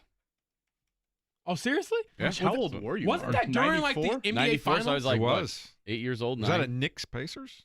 Or was it? No, it wasn't No, Knicks it was, Pacers. It was Houston. Houston. Rockets. That's what it was, yeah. Yeah, we were at my aunt's house just watching. I was like, what is this white Bronco on here? And all of a sudden they did split They screen. had Like, the little box. what's happening right now? That's crazy. It was the slow-moving chase at like 30 miles an hour down the L.A. freeway. Yeah, and at the time you're like, I just want to watch some basketball. Why do I care about this LA police chase? And they're like, oh, okay, there's more to this now. Well, then it came out that it was O.J. Simpson in the car. Well, at the time, at 8 years old, I didn't necessarily know who OJ was, so my dad was like trying to explain he's a famous football player. He's in movies. He's okay. I didn't know. But then it turns out to be one of the most insane historical events in history. Man, that's crazy stuff. But the Indiana Pacers going to open up at home, national TV, rematch with the Oklahoma City Thunder. I'm with it. I need that lick back. And if they win that game, I'm asking to, get that ring, shipped over to Gamebridge. But to me, it's all. And then look, if they lose, I'm like, forget That might it. be the dumbest thing you've said. It probably is the dumbest thing, but the pettiness in me, I got to leave with Evan, something. you're going to chase him out of here. This is before he Pacers storms the NBA I was offices. gonna say Pacers in 9, Pacers in 9. But no, it should be fun. It should be exciting, and I do think that there's a chance to kind of see what this team will look like against a very good team early on with some of the role changes. And obviously, I don't expect the Pacers to be who they're going to be at the beginning of the season by the end of the season, but great early test to see what Andrew Nembhard looks like in lead guard role and others as well. And so there'll be no love lost, I'm sure, in that matchup. Although I don't think it was very contentious. I think the contentious game will be the Bucks game, obviously. Yeah, well, it's always contentious against the Bucks, dating back to the basketball controversy, right? Even before I that. forgot about that. Yeah. So that's what I would do. That's what I would do, Kevin. I mean, maybe I don't get a ring, but I'm taking the basketball with me. Yeah. I got to leave with something. I can't be leaving with nothing. All right? I got to take something. The other thing I think is Sound going to be really Denzel all interesting of a sudden. right out of the gate and Yeah, early on. I'm leaving here with something. Right. The other thing will be interesting right out of the gate, the rotation at center. How are they going to play that? What are they going to do? How many different guys get minutes there? Is somebody going to ultimately carve out the majority of minutes, or is it just going to be a rotational thing moving forward? Yeah, nothing like quarterback competition, center competition. Seems like the center competition has a little less stress on it than the old quarterback competition does. But, yeah, I know Rick Carlisle's mentioned it's something he's done before, and, it's different skill sets within that room. Isaiah Jackson, even if you look at Isaiah Jackson, Jay Huff, and James Wiseman, those are three very different players. Yeah, I'll definitely be curious. And, Rick said to Caitlyn Cooper last weekend, again, we're thinking Rick Carlisle tomorrow around 8 o'clock. He mentioned to Caitlyn Cooper, they had some success in the playoffs going small ball with Obi Toppin. Is that a lineup they explore a little bit more? Again, I don't think that's a 40-minute lineup by any means, but is that something you can have some success with over the course of a season? We had a lot of fun to watch it play out, and something you can talk to Coach about tomorrow morning. So that'll be coming your way, said 8 o'clock. Believe so. Need to confirm that, but yeah. All right. I've got a question from Alex for you guys. Which one is more likely to happen here on the fan text line? KB beating James in a game of 21 or a Colts playoff appearance this season? He says his money's on KB. Man. I'd actually like to see that. I cannot agree more. Oh, man. I got to play bully ball. He also says he's got to hear James' thoughts on this because he thinks you might have a strong opinion here. Yeah, I love Kevin Bowen. No, don't give me that. He don't want to Stop see that. Erickson Just strategy attack me now. right away. What's It's like worse? Joel Erickson trying to tell us about our baseball No, you let me teams. finish. I mean, I love you, but, Just give it to me straight. With all due respect, he's saying. Give it to you straight. Hibachi. That's all that is. That ain't nothing but a cooked meal. Butt in the gut. I'm going to look like Glenn Big Baby I was Davis. gonna say, back and I down say the this, not even kidding. When's the last time people always when I talk about basketball and I get a couple comments from social media, and it's fun. I don't mind it. I'm not some great basketball player. However, for those who have like comments on it, I think I showed my shooting or whatever throughout All-Star Weekend. People were like, the jumper doesn't look great, or you're looking a little winded out, whatever the case may be. And I'm thinking to myself, when's the last time you ran full speed? People are chirping from the couch. Is what you're saying? I'm like, hold on, Now, before you critique, you got to get out there 21 again, bucket, 2 free throws, and then do you keep the ball or do you? I believe it's make it take you got to it. kick. Yeah, it's make it take it. You got to keep it. And we played some brutal. We had all these weird rules. Like if we got to 20 and you miss, you go down to 13 or something like that. You got to go all the way back over. It was sure. It was Yeah. But yeah, KB, you're getting cooked. Yeah. Now you can counter that by saying, okay, well, see me on the driving range, and I would tell you I would never be able to hit the ball 5 yards. So, now I don't know about Colts making the playoffs. Because Colts making the playoffs seems like what, coin flip? It does. So me beating you would be a coin flip if you base it off of Alex's question. I don't know about strictly a coin flip, but I do think if we played 21 in the basement, I would beat you. We should do a radio Olympics and figure out, like, you guys name 3 sports that you think you'll beat the other one in, and then you guys play those, and we'll do, like, a best of, and we'll record it, and we'll put it online, and I'll do commentary. There's no one that talks more smack than John about his jump shot. That is true. I think we need to get that I actually cooking. think that JMV will be limited in the basement because of how short the ceiling is. The jump shot did look pretty good the other day, though, at the golf tournament. Yeah, but that was outside. It so high. Yeah, I feel like he would be limited. Yeah, I don't know what the clearance is in that ceiling downstairs, but it ain't too much regulation. arch, and it's I feel going to like block Scotty the shot. would come down there and be like, you guys broke all the lights with this foolishness. You've knocked the air conditioning out. Don't mess with Scotty's gym down. I know, okay? I know. By the way, Nighthawk says KB all day. Ooh. Wow, James. It's because I'm the Illinois transplant. He's got the people that have seen him his whole life. I'd be yelling mouse in the house. And I'd be that's doing okay. the Patrick Beverly. I got mouse traps for that. Ain't no thing, I'll call Chris Denier for the scouting report. How about that? Here's one that says James shoots like a broke man, Sean Marion. Oh, man. That's Boy, tough. Sean Marion's form was something. Hey, it was cash, though. Shout out to Vince Sims, Sean Marion. Cash money. And Michael Grady. Cash money right there. It's the Fan Morning Show with KB, JB, Jeff, Mark Dykton. What's your jump? What's the state of your jumper? I mean, it's there. It's not good. It's not great. When was the last time you got up and down the floor? I don't know. We have like the Fisher-Price basketball hoops. So at the moment, I'm not exactly shooting regulation. I'm just dunking on kids. I was going to say, do you dunk on the kids and block their shots? Of course. They need to learn some respect. He leads the league in blocks. I was going to say, he's raising them right. I Yeah. remember when Kevin showed us a picture of Max Bowen at basketball practice, and he was telling us, looks like he knows what he's doing. I was like, I would smoke him. I have no rhyme or reason. I'm just going to start calling you a bocce. How's that? I don't discriminate. Kids, all right, men, women, it don't matter. Let's check it down, Mark. My mama should get The these buttons. Morning Checkdown on 93.5 and 107.5 The Fan. It's just announced a moment ago, some breaking news that Mark Dykton shared with us. And the Pacers have shared online that their season opener at Gainbridge will be Thursday, October 23rd. They'll be playing against the Oklahoma City Thunder in a rematch of the NBA Finals that will start at 7:30 p.m. And the Pacers will have a different look and feel to them when that game comes to pass. Kevin Bowen. Yeah, certainly. I guess, unfortunately, it'll feel like Game 7, those final couple quarters there. But, yeah, it's a fun opening night for the Pacers there. Glad that they're getting rewarded from national standpoint. 7:30, it's got a little different feel. Will allow some people to get downtown, and that is a Thursday night. And, yes, ESPN nationally. Sounds like the full NBA schedule coming on Thursday. We'll look forward to that. In the meantime, the Indianapolis Colts had their final team-only sort of inter-squad scrimmage yesterday at Grand Park. It was very hot. It was very long. They went almost 2 hours. What did we learn yesterday, James? I think I learned that there's still not a killer answer as far as the quarterback competition goes. But beyond that, I'm just excited to see them play somebody else. At this point, I've seen all I need to see. I'll say this. To answer your question, one thing I learned is I think Hunter Wohler could be used if you get in a pinch. I'm not saying he should be a starter by day one by any means. However, with Nick Crosstown, I thought it looked pretty good.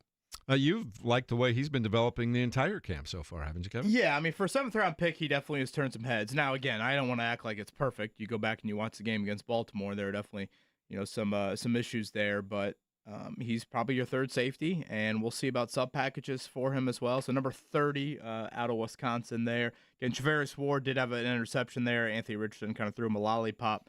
I think Will Mallory, the tight end, yes, from the Mallory family that I know in this state that is in football lore.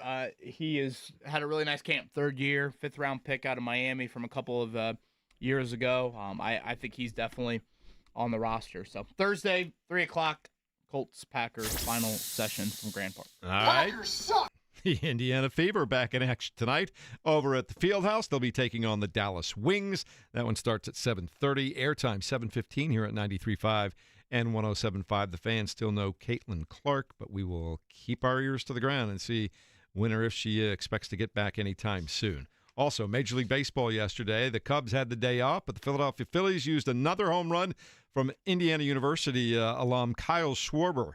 A 2-run shot was his 42nd of the year. They beat the Reds by a score of 4-1. Cardinals edged the Rockies 3-2. Tigers over the White Sox 2-1. The Cubs had the day off, as did the Indianapolis Indians, but they will start a new series on the road tonight in Scranton, Wilkes-Barre against the Rail Riders. We're waiting to see if Mark wants to make the trip out there or not. Depends on what you're taking along for snacks, right? Oh, yeah. I'm sure there's a Buc-ee's I can stop by at that point. I do love Buc-ee's. I went is for the first amazing. time last year on my drive to Nashville. What and were your I first thoughts when you saw a Buc-ee's? I was just shocked. I was like, wow, this place is, one, very clean. It's very nice. And I looked at the salary walking out. They were paying some nice rates, too. I know. There's a couple times I'm like, you want to pass a job application Yeah, I over was here? thinking, man, if I lived closer to here, especially if I was like in high school or something like that, that was some good money. And you walk in, you're always immediately welcomed. Yeah, that is true. Yeah, everyone speaks. That was pretty cool. That's what's going on there. Anything else you want to throw in, Kev? Or are we on the move here? Well, I wrapped up in Puerto Rico yesterday. It looked like that Serbian team seemed to be quite the competition for him. Roaring comeback they had to win that game. So it looks like the starting lineup for Darren DeVries is relatively set. He had the same 5-man unit throughout the 3 games down there in Serbia. Again, they're going to shoot a lot more threes. But yeah, Tate and Connerway, Lamar Wilkerson, obviously his son Tucker, Reed Bailey, and then Connor Enright looks to be the starters there for Darren DeVries here coming up in year 1. So that Serbian team, someone mentioned to me the comp was kind of like a high major team. So I know it seemed like a decent competition. Who the hell knows, frankly. But yes, Indiana wrapped up their trip down to Puerto Rico. All right, that's what's happening in the world of sports. Coming up in a moment, we will check in on the prep scene as they're getting ready for high school football and some other things kicking off. Kyle Neddenrip of the Indy Star is going to stop by. He is also fancies himself a little bit of a gym rat too, so you can throw him on your basketball team too, James. Look forward to that as we continue next. Yeah, I love Kyle. I'll be stalking him very soon. Fan Morning Show continues in a moment.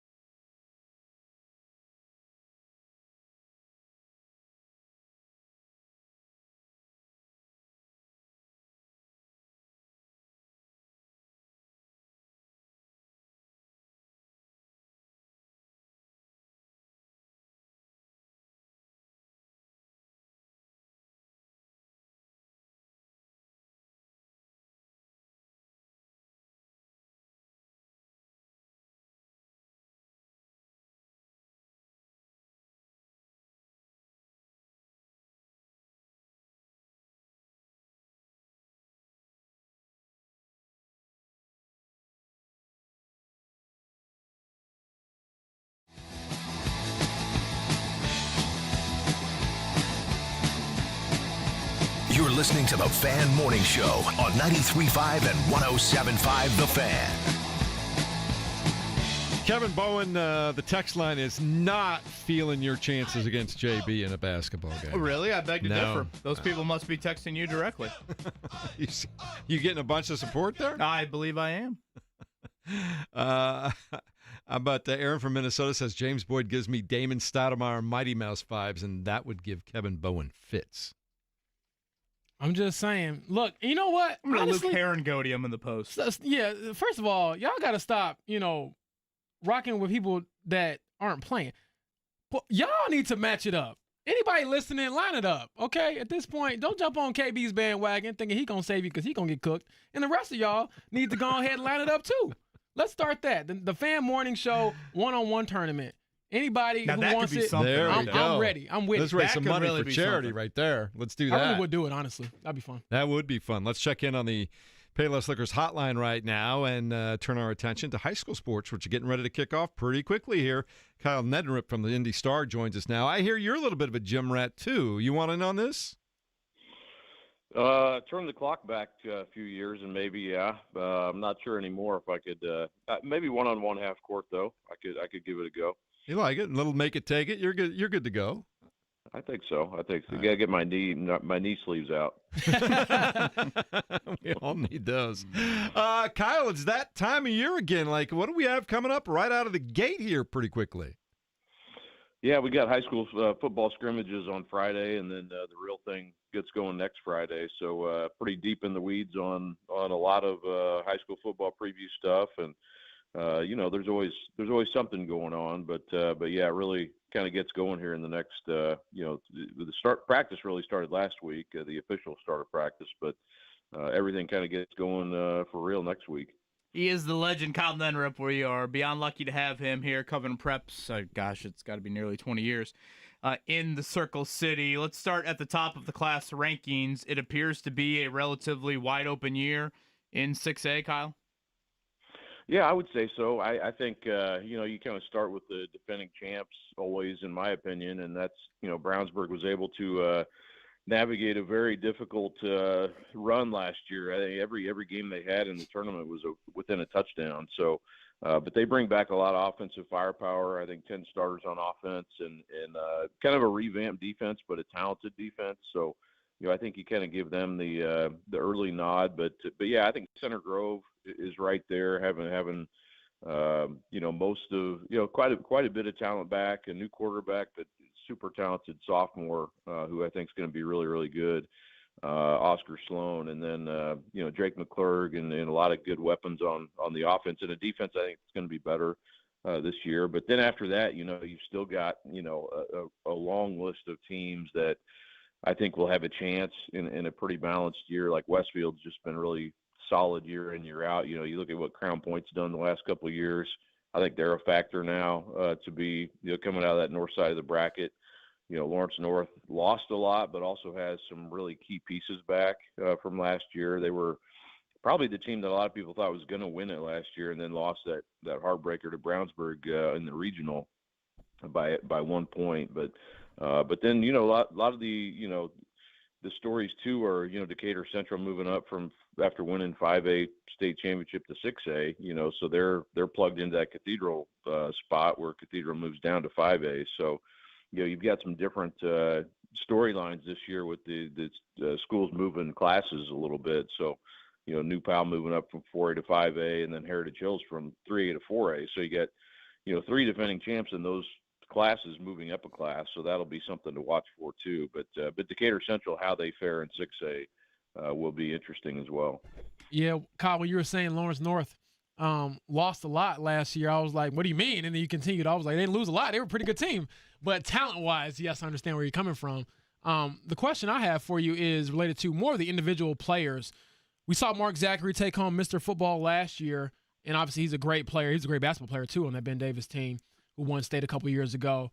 So on the short list of players, seniors, that is, because they're the only ones who can win Mr. Football, who do you see kind of being in that mix of that conversation? Yeah, I think, in fairness to, the defensive guys, I actually talked to J.J. Finch about this the other day. He he's got all these great numbers as a defensive player, but a lot of times it's the offensive guys, as we know, kind of like the Heisman Trophy, where, you almost have to be an offensive guy, or even if you're a defensive guy, play some offense to be able to win. Like Mark Zachary, he was technically a defensive guy, but also did a lot receiving-wise. So if you're going to be a defensive guy, you probably need to play some offense. So, that being said, I think you kind of start with the offensive, players, and and I think J.J. Finch will definitely be in the mix for defensive line, Mr. Football, but and probably could be in the top running for the award. But I would start with probably Jet Goldsberry from Heritage Hills. He plays quarterback. He'll be a defensive guy at Ole Miss, but he's put up a lot of stats as an offensive player. They won a championship last year. Like I said, they were 3A, now moving to 4A, but he's got great numbers. Like I said, going to play in the SEC, so he's a talented player. Casimir Hicks from Decatur, I think, is another guy going to IU. Staying in state sometimes helps, but he's another guy that plays offense and defense. Had a great season last year, super explosive player who can score in multiple ways. And then another one, I think should be listed as Deacon King from Westfield, who's going to Northern Illinois, and he plays offense and defense as well, but plays running back, and running back's a lot of times a position where you're going to get pretty good stats, especially with the offensive line that Westfield has pretty much year in and year out, and the good again this year. So he's a guy who ran for almost 1,500 yards last year, and I think he's going to be a guy who plays both ways again, but will probably be their primary running back, at least as it stands now. So I think those guys are probably names you could start with. Josh Raines, another player from New Pal, is a running back also. He's going to have big numbers, I would say, again this year. And there's a few other names too that I think and you never know, as the year starts and then things happen and guys rise up, and then you kind of take another look at it at the end of the regular season. But as it stands now, those are probably a few of the names to look out for as the season starts. Kyle Neddenrip, Indy Star, joining us on the Payless Liquors Hotline. Kyle, you bring up some great storylines early on about teams that are changing classification, or some of the individual guys that you're going to be watching. Is there a kind of an under-the-radar story out there that you're really looking forward to watch develop as the season moves along? Yeah, I would. One thing to watch is probably how, and this is probably not for this year, and it's something that's been talked about a lot, is the new transfer rule and how that affects things. I don't know if it's going to be a big thing this year, and honestly, it's transfers have been happening since the 100 years ago. It's not that unusual to see players move places, but it does change the ability of freshmen and sophomores to change if they see fit. And a lot of times maybe we may not even know about those players who they may not be a factor where they're at, and then they end up being a better player somewhere else. So that's maybe something under the radar, not necessarily related to the playing field. I would say on the playing field, to me, it's kind of the story of like who are some of the surprise teams. I think and nobody would call Carmel a surprise team probably in a year, but I am curious how Kevin Wright's second tenure at Carmel goes. I think that's one of the more interesting stories to me is how they, what kind of season they have, and how Kevin, kind of does as a high school coach again after he's been, I guess technically was a high school coach at the Academy, but it's just a different, not Indiana high school football. So, he's been out of it for a little while. So him coming back in, I think, is sort of exciting definitely for Carmel, and I think for high school football as a whole. But they were, a team that kind of struggled the last couple of years, and can he get it going again? I think will be interesting, and they have a really tough schedule, and starting out week 2 they play Westfield at home, and that should be an awesome crowd and a great game. But really curious to see how they look this year under Kevin. Kyle, last one from me, and I know you've written on this, and I know it's a hot button topic, and you just brought up, the new transfer rule. Kai McGrew, basketball player, for those unfamiliar, one of the top-ranked kids in the junior, now senior class here in 2026. Bless you, James. He transfers from LN to Fishers, and I believe the IHSA has ruled limited eligibility. So that means he will play JV really until the end of the season in his final year of high school basketball. Could you fill our audience in that maybe have missed this? Is this strictly just he transferred to Fishers like too early? If he would have waited for the new rule to go in place, then he could have been playing varsity. Do I have that story correct? Yeah, I mean, not necessarily. He probably would have been under the new rule. He did transfer before June 1st, which was the date when the new rule went into place. He was that transfer was processed by the old rule, and under that rule, they found that I guess they found that he should have limited eligibility, which basically means you've got a Division I player playing JV, which doesn't really make a lot of sense. As far as like what he would want to do. Obviously, the competition's not going to help get you ready for college. That, as I understand it, that is being appealed, and I don't think that appeal has happened just yet, or been hasn't changed the ruling on it just yet. So we'll see what happens with that. I would say, if he would have transferred after June 1st under the new rule, because seniors aren't, seniors would have to sit out 30 days from the start of competition. So basically you're missing, whatever 30 days would be from that first day of competition is allowed. So you're probably missing that would be like maybe 5 or 6 games, roughly. He would have missed part of the season, not basically the whole thing, like the current rule is. Now there are cases where I think we'll see in the future, like a senior going in their senior year transfers, and maybe there's stuff found out to where it's undue influence or recruiting. And we actually have a story. I did a Coaches Confidential with the football coaches today that just came out this morning on recruiting and undue influence, and kind of granted anonymity, and some of the answers were just like, it was really interesting to read. I mean, it sounds like there's a lot going on of that, and I think that maybe the new rule is adding to that somewhat, but at least in some places. But yeah, on Kai's case, I think if he doesn't get eligibility or just as JV, it would kind of be for a guy who wants to play D1 basketball, sort of pointless to play JV, I would say. And so that's kind of where that stands. But, so I think something maybe you learn from it is that if you want to transfer, you need to do it before, you get into that post junior year time frame, because then it's sort of in the hands of, sitting out at least 30 days or so you're going to have more freedom if you transfer your first 2 years or after your second year. All right, Kyle, appreciate hearing all of your thoughts on high school football. Get ready for another great season coming up here. Go quick. Kyle, you got real quick, who's your Mount Rushmore of high school football players that you've seen in your years covering? Put you on the spot. You're going to drop that on me, James? He drops that on you 3 minutes over. Yep, that's what I'm going to do. I need to know this. I was curious about this. You've done this for a long time. Oh, man. I would say, Sheldon Day from Warren Central would be one. Brandon Peters, who played quarterback at Avon. I do know Brandon Peters, went to Illinois. Yep, 10 years ago. I mean, he was very good high school quarterback. And I would have to say, David Bell would be on my, my personal list. And now you're gonna put me in a position where I'm gonna miss somebody. Man, I would say probably put Mark up there too on that Mark list. Zachary, okay. Yeah. Well done, pretty quickly. I like that. Yeah, I'm probably missing a few here, right. But that's a good question, though. Listeners will remind you throughout the day. You know that. Now, everybody will be reminding you now.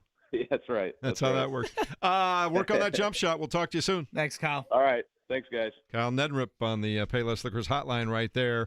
James, more on your thoughts on that coming up in a moment here as we continue. It's the Fan Morning Show, 93.5, 107.5 The Fan. Also, a great update on what are those things up at camp and at the golf tournament with wings. Are they bees? Are they flies?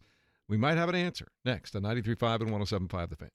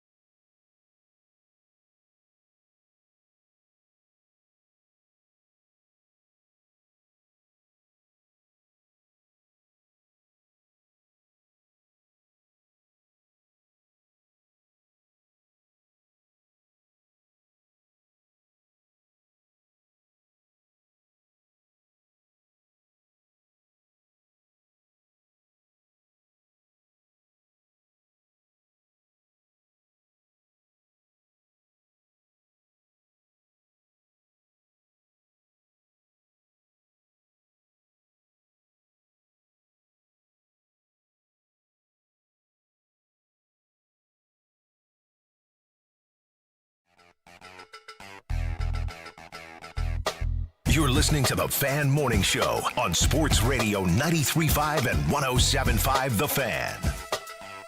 Over at practice in Grant Park last night, JMV doing the show live from out there. He is totally in his element out there. Everybody, he's friends with everybody. Everybody stops by. It's the best.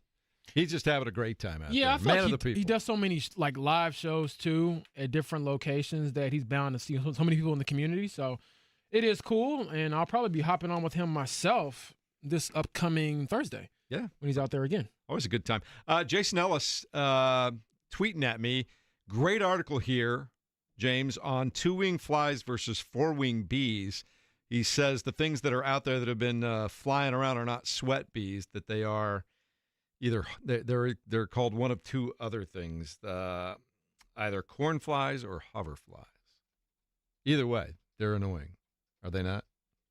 I was going to say, I thought I was staring death in the face with all those bees out there. I'm not seeing a single person get thought harmed that, by yeah, them. I just thought, I had so much sweet blood that they just wanted a taste of it. That's just why some people thought that the sweat bees, I did some research on that, and apparently the sweat bees are attracted to human perspiration. Considering all the people that that? want to take on James one-on-one in basketball, you might be sweating quite a bit lately. I mean, the text line is literally all like, I can handle James, 6'1", he's never going to see this shot coming. I'm telling you, if you ain't ran full speed in quite a while, and then, I'm going to preface this by saying my one-on-ones are, classy. So we do this. This ain't no you just get to dribble forever. 3 dribbles, and that's it. That's a one-on-one. Ask any NBA player, any high-level 3 dribbles, that's it. So if you ain't got no moves in 3 dribbles, you're cooked. But nevertheless. Ross checking in with KB, though, because we've got Live Golf Tournament coming up at Chatham Hills this week, and he wanted to know if we're going to do the show live from out there, so KB would get to interview his best friend Bryson, and KB, you answered, we are not, sadly, unfortunately, wiping away your tears. I think Kevin would rather get his legs waxed live on air than go to Live Golf. Gosh, that sounds horrific, Mark. What, legs waxed on air? How much hair I've got on this body? Mm-hmm. So much pain you're willing to go through than rather support Bryson. James, you asked Kyle Nenrip last segment, Mount Rushmore, Indiana high school football players he's seen. I hated to see this news earlier in the week because I think one of the more electrifying players I've seen, and I'm not going to act like I watched him a ton in high school. Honestly, I saw him play in the state finals more than I saw him play football, but he falls into this category for me college-wise, and that would be Rondale Moore at Purdue. Yeah. I mean, he was appointment television as a college football player, and from the sounds of it, he suffered another season-ending injury in the Vikings' first preseason game. Remember, he was initially drafted by the Cardinals, I think a second rounder, if I'm not mistaken. And, I don't think fully flashed there, had a couple of moments. And now I believe back-to-back years now, he has suffered a major injury. So, well, he's one of those players. Like Antoine Randall is the name that comes to mind for so many IU fans. But when I think about a Purdue player, obviously it wasn't a quarterback, but damn, Rondale Moore, the whole Tyler Trent game the night against Ohio State. Electric. Yeah, every time he touched the ball, he was just making dudes miss. All right, coming up in just a moment, for those of you who missed it, the 9 o'clocker is going to stop by. We will go over everything that happened with the Colts in camp yesterday, what they've got ahead as the Packers come to town. Mark Dayton setting you up there. Packers suck. Thought you were just ready with the finger on the button. No, I'm reading some JMV texts that I cannot read on air, but they are making me laugh. Some of our best stuff never makes air. That's how it works sometimes. Keep it coming, though. 239-1070. The fan text line is open. You can also interact with yourselves and one another and us on the YouTube feed. So get it all done. We're here to help you at 93.5 and 107.5 The Fan.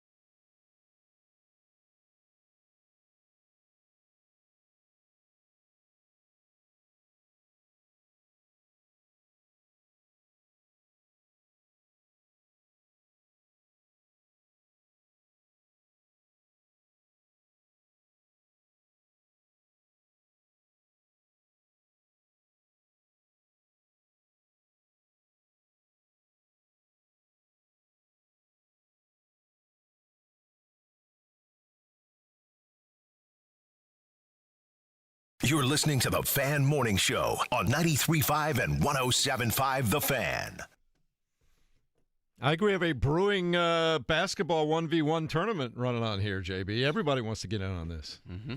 I honestly would like to do something like that with the show. I don't know. We can brainstorm a little bit. Yeah, but we'll I put don't that know if together in it's basketball knockout. season. I don't know if it's one-on-one. I don't know if it's horse, but something like that to raise some money for charity or something like that. That'd be cool. It'd be a lot of fun, and everybody wants to get in on that. My buddy Brett was texting me, and he says, I said, you're at least young enough to go, head-to-head with JB. And he says he's got some size and height done. He's like 6'2", that's the thing. 6'3". The height would get me for sure. Being 5'10" is the reason why I'm not in the NBA. The only reason, obviously, other than that. That's the reason. Meanwhile, Kevin's pumping up his sneakers right now and getting ready to throw down. I will say, house. I was going to say, does anybody under the age of, let's say, 25 know what pumping up the sneakers means? Probably like not. Morris Blackman type stuff. That's The shoes. Great I had a pair of those question. Reeboks. Those are the coolest shoes. Those ever, weren't Mars. man. That's right. Those were I had Reeboks. Reeboks. Yeah, Get to pump them up. With little basketball pumps on them. But Yeah. right there on the top of the tongue there. Boom, Yeah, boom, boom. I'm not sure many Colts players would necessarily know what that is, considering that most of the players we talked about on this show today have been pretty young players. But getting back to them, one of the things I'm curious about, Kevin, when it comes to the joint practice, is beyond the quarterback play, I want to see what the wide receivers do against cornerbacks that obviously aren't as depleted as these ones are.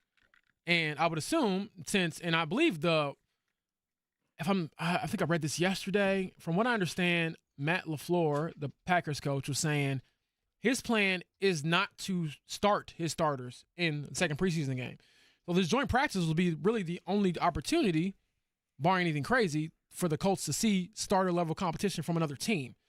And so from that aspect, I'm very curious to see, okay, has what we've seen translated with some of the, I'm saying A.D. Mitchell's having a great camp, right? I'm saying that, Josh Downs is looking pretty good. I'm saying that Anthony Richardson's reading defense is better, at least I think this year, than he has in years past.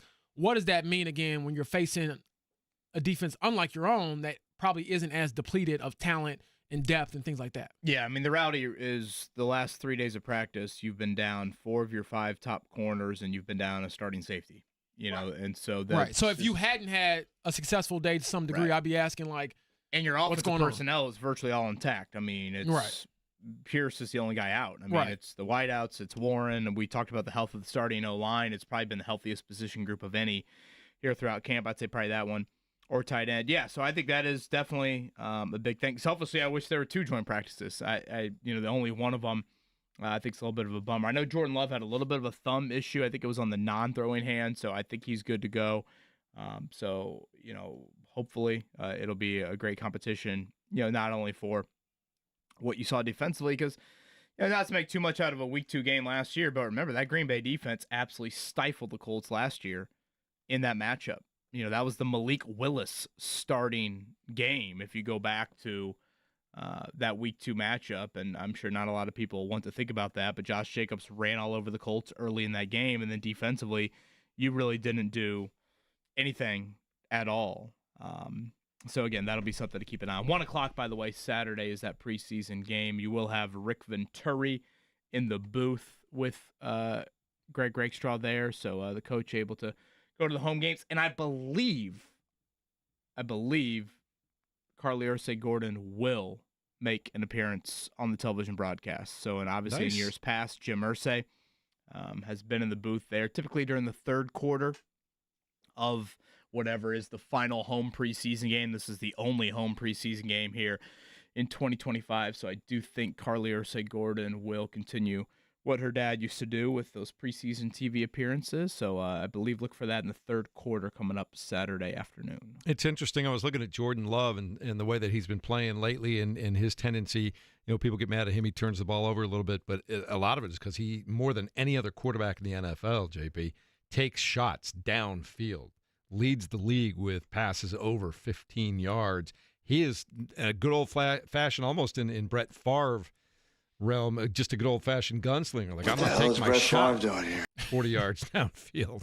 There you go, Mark. I'm proud of you. Yeah, so it'll be a good test. So here's my question, though. Is that something that you could see coming for Anthony Richardson? He's a guy that likes to throw the ball downfield a lot. Don't do that. No. So you're okay if Jordan Love does it, but nobody else. Yeah, he's a better player. Yeah. A way better player. No, I think some of the issues last year with Richardson was that he only took downfield shots. And I thought the offense prior to his benching was not really tailored to his skill set. I mean, we had these conversations, Kevin, where we were wondering, like, okay, are you guys forgetting who your quarterback is? And why is everything a deep shot? A deep shot. And I thought they could probably, like, live off of that for a moment briefly, but it's just not a sustainable way to play football, I believe, at the highest level. So, to me, no, I don't need to see you taking a bunch of shots down the field. Obviously, if it's there, don't be afraid of it. But no, I think the overwhelming majority would like to see Anthony Richardson make the checkdowns, which, in fairness to him, I thought yesterday he did a lot of that, and it helped them, keep the offense flowing. And then when there were opportunities to move the ball down the field, he did that in the right manner. So, no, don't take a bunch of wild shots. Oh, no. Because we have seen him take his shots downfield in this camp. Like, he's not afraid a couple of times a practice to really go for it. Yeah, I would say the deep ball hasn't been very effective for him this camp. That too, which is a little bit odd. But it is odd. That has usually been the one strength of him as a thrower. It's very effective down the field. And I would say this camp, I don't know, Jeff, I would say, A, he hasn't thrown it very much downfield. And when he has, I don't think it's been really on target at all. James, I'm trying to think what was it? Pierce yesterday had to come back to that ball down the field. That was A.D. Mitchell because Pierce was out yesterday. No, Pierce. Pierce 2 days ago, and then he got hurt later in the practice. It was the first play of practice. I think Pierce. Yes, it was Pierce. Yeah, because on the far sideline, it was underthrown by Richardson, and Pierce made a great play. It was patented Pierce. Yeah, frankly, but that was not a good throw on the deep ball. Then yesterday, yes, you had the A.D. Mitchell play as well. So. There was one yesterday, too, where he had a guy wide open, like 2-3 Doolin yards. a tad overthrown. Yeah, and it was just probably a yard or two over the top of it. He had a really nice seam ball to end practice. I thought the best moment for both quarterbacks was at the end. We talked about this a little bit earlier in the show, but they ended practice with a situational period. Down 7 a minute to go from the 50-yard line. You have one timeout, and Shane Steichen not only wanted to see a touchdown, but also a two-point conversion. And again, dealing with the secondary that you're dealing with right now, I thought to myself before this drive started, you need to see both these quarterbacks go down there and finish off these drives with touchdowns. And they both did. Richardson's was probably a little bit more flawless than Jones's. Tyler Warren down the seam, really nice floated ball to Josh Downs for a 2-point conversion. Then it was Jones's turn, a little sloppier. They had a couple throwaways at one point, and it looked like they were going to get stopped on 4th down, and then he chucked one up to Ashton Doolin, who made a play in the end zone. And then Jones ran it in with his legs. So, again, for the most part, outside of the Richardson interception to Charvarius Ward, which I assume he thought Ward was playing man and he stayed there in zone, I thought it was a fairly good quarterback day. My one observation, I've only been to 4 practices, maybe 5. You guys have been there every day, but every time I go there, you don't even have to look for it. Like, Tyler Warren just belongs. He's just an NFL tight end. He just belongs. It's been fun to see. It's nice to see that out of your first-round pick. Yeah, he was a safe pick, and he was the right pick. And so, at this point, everything else that he does throughout training camp is sort of a tease because he can't play real football. And I think he'll be better in a real football setting because of the physicality, the yards after catch. And it was very interesting to hear Quentin Nelson shower him with praises the other day. I mean, Quentin Nelson is a guy who can't be short with us in the media. I don't know if he loves us as much as he loves his Tyler Warren at the moment, which I would understand. But he was tipping his cap to the rookie for even getting extra work in after practice quite often. And he was joking about how he's working on his biceps and curls, which I would imagine that has a lot more to do with, functional strength more than physique, But it was good to hear from Quentin Nelson. And I think that sort of validates and reaffirms what we already know, what we've already seen, which is Tyler Warren will be a difference maker. And actually, we had Robert Mays out for the Athletic Football Show, who has a huge podcast. Don't listen to it during our show, obviously. But he threw this question at me, you all, yesterday. He was like, okay, of the Colts' pass catchers, if you had to rank them, 1 through 4, top 4, who do you think will be the most important to the Colts' QB season? And the word important kind of stuck out to me because I'm like, man, I know talent-wise, there's a couple of different ways I could go. But most important, I might put Tyler Warren at number 1 because they just haven't had anybody over the middle in years who can consistently give you that option. And you talk about quarterbacks that struggle. Both of them have struggled, with just having success and keeping the offense flowing. And with Anthony at some of the shorter throws, give him a big target over the middle who catches everything. And so I think that he really could be a very big piece of this offense.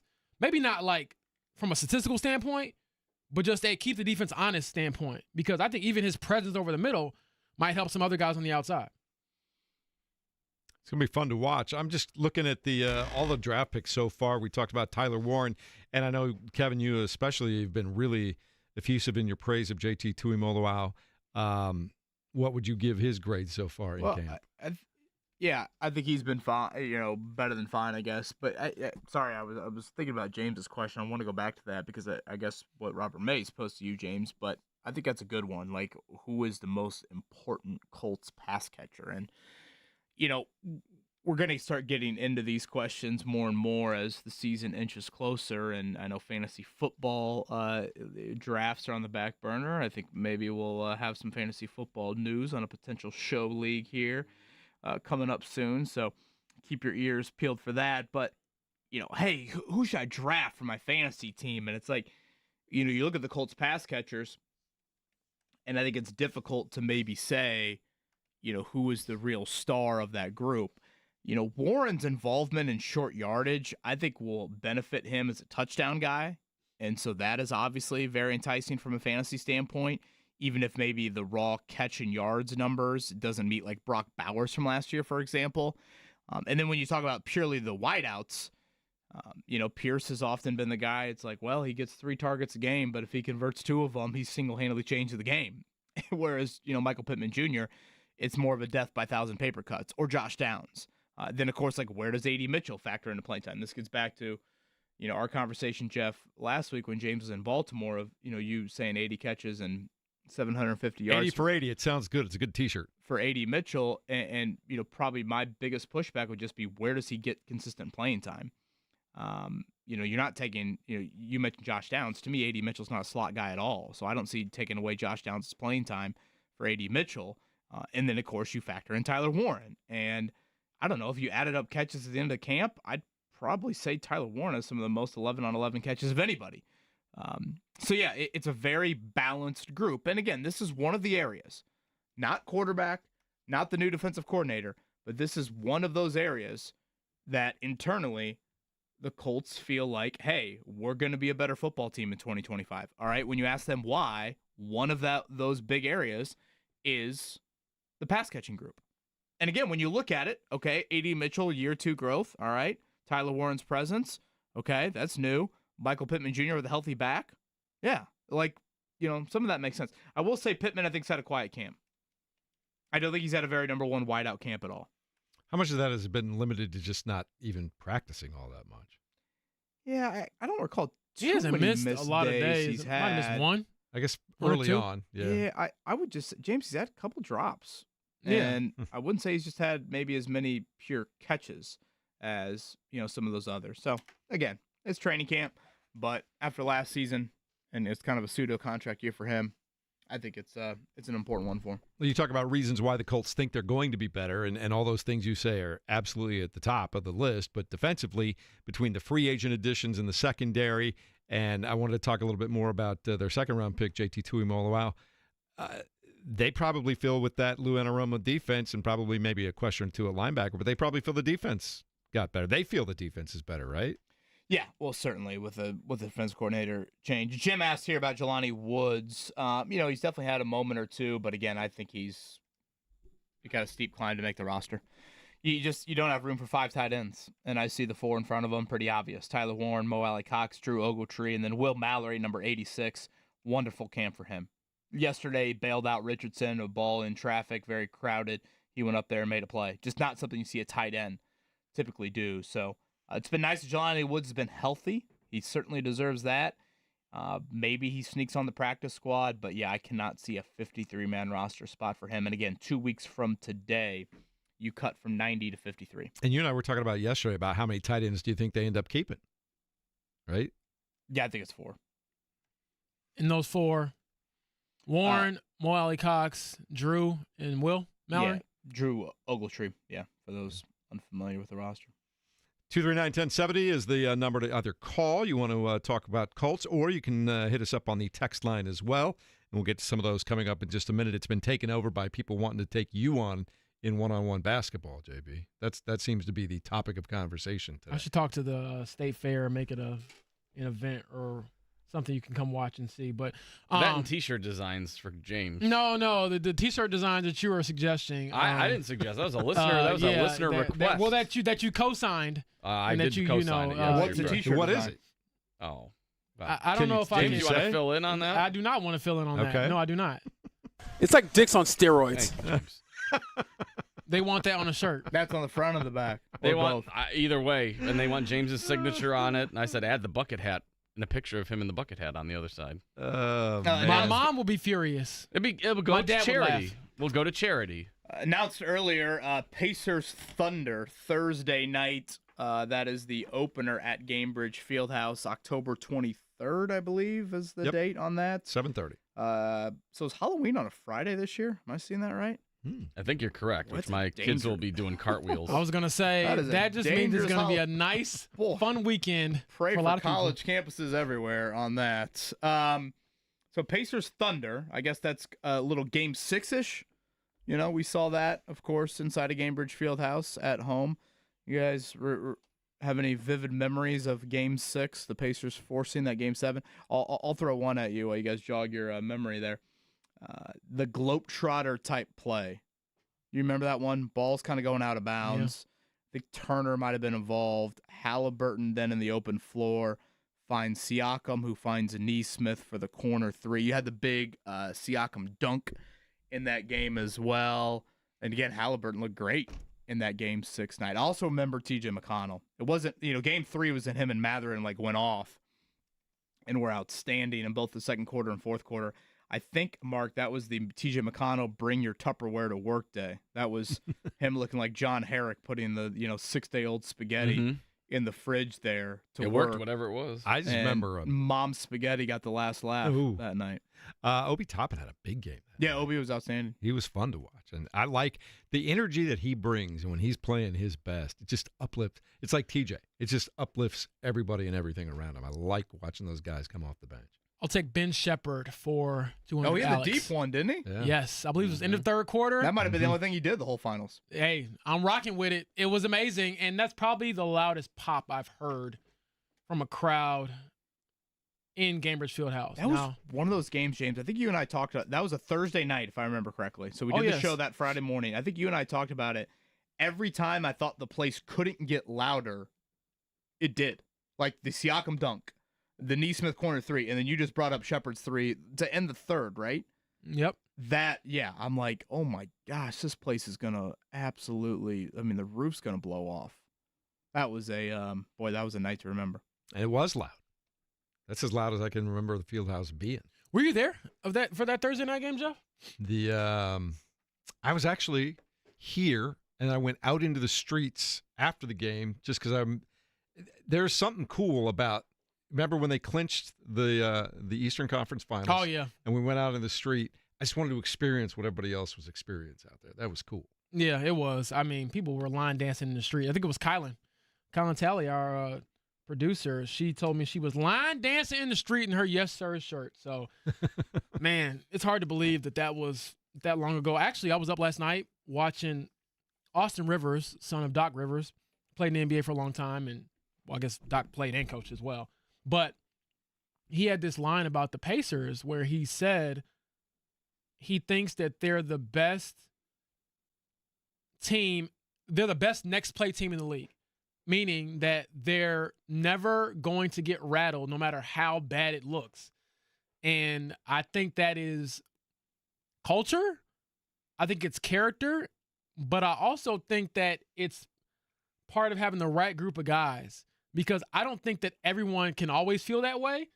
But if you look to the left of you or the right of you and you got 8 or 9 other guys who might be feeling that way, you could probably get a little juice from them. So that was an incredible run. It was fun, honestly. And I'll never forget that. That was I'll think about Game 7 forever, like everyone else will. But Game 6 was fun. Game 6 was amazing. I'll remember that forever, too. Pencil in Rick Carlisle potentially 8 o'clock tomorrow, hoping to catch up. I do not think he'll want to talk about that anymore. I know. I'm like, boy, what Rick are we going to get? I think about this every Monday night. Honestly, it probably keeps me up a lot of Monday nights, but I don't know, do we get a tad bit reminiscing, or are we getting like the pre-training camp vibe from him? We're still what, James? Usually they do training camps like late September? Yeah. Does that sound right? Late September, early October, because the season usually starts, mid-October? So.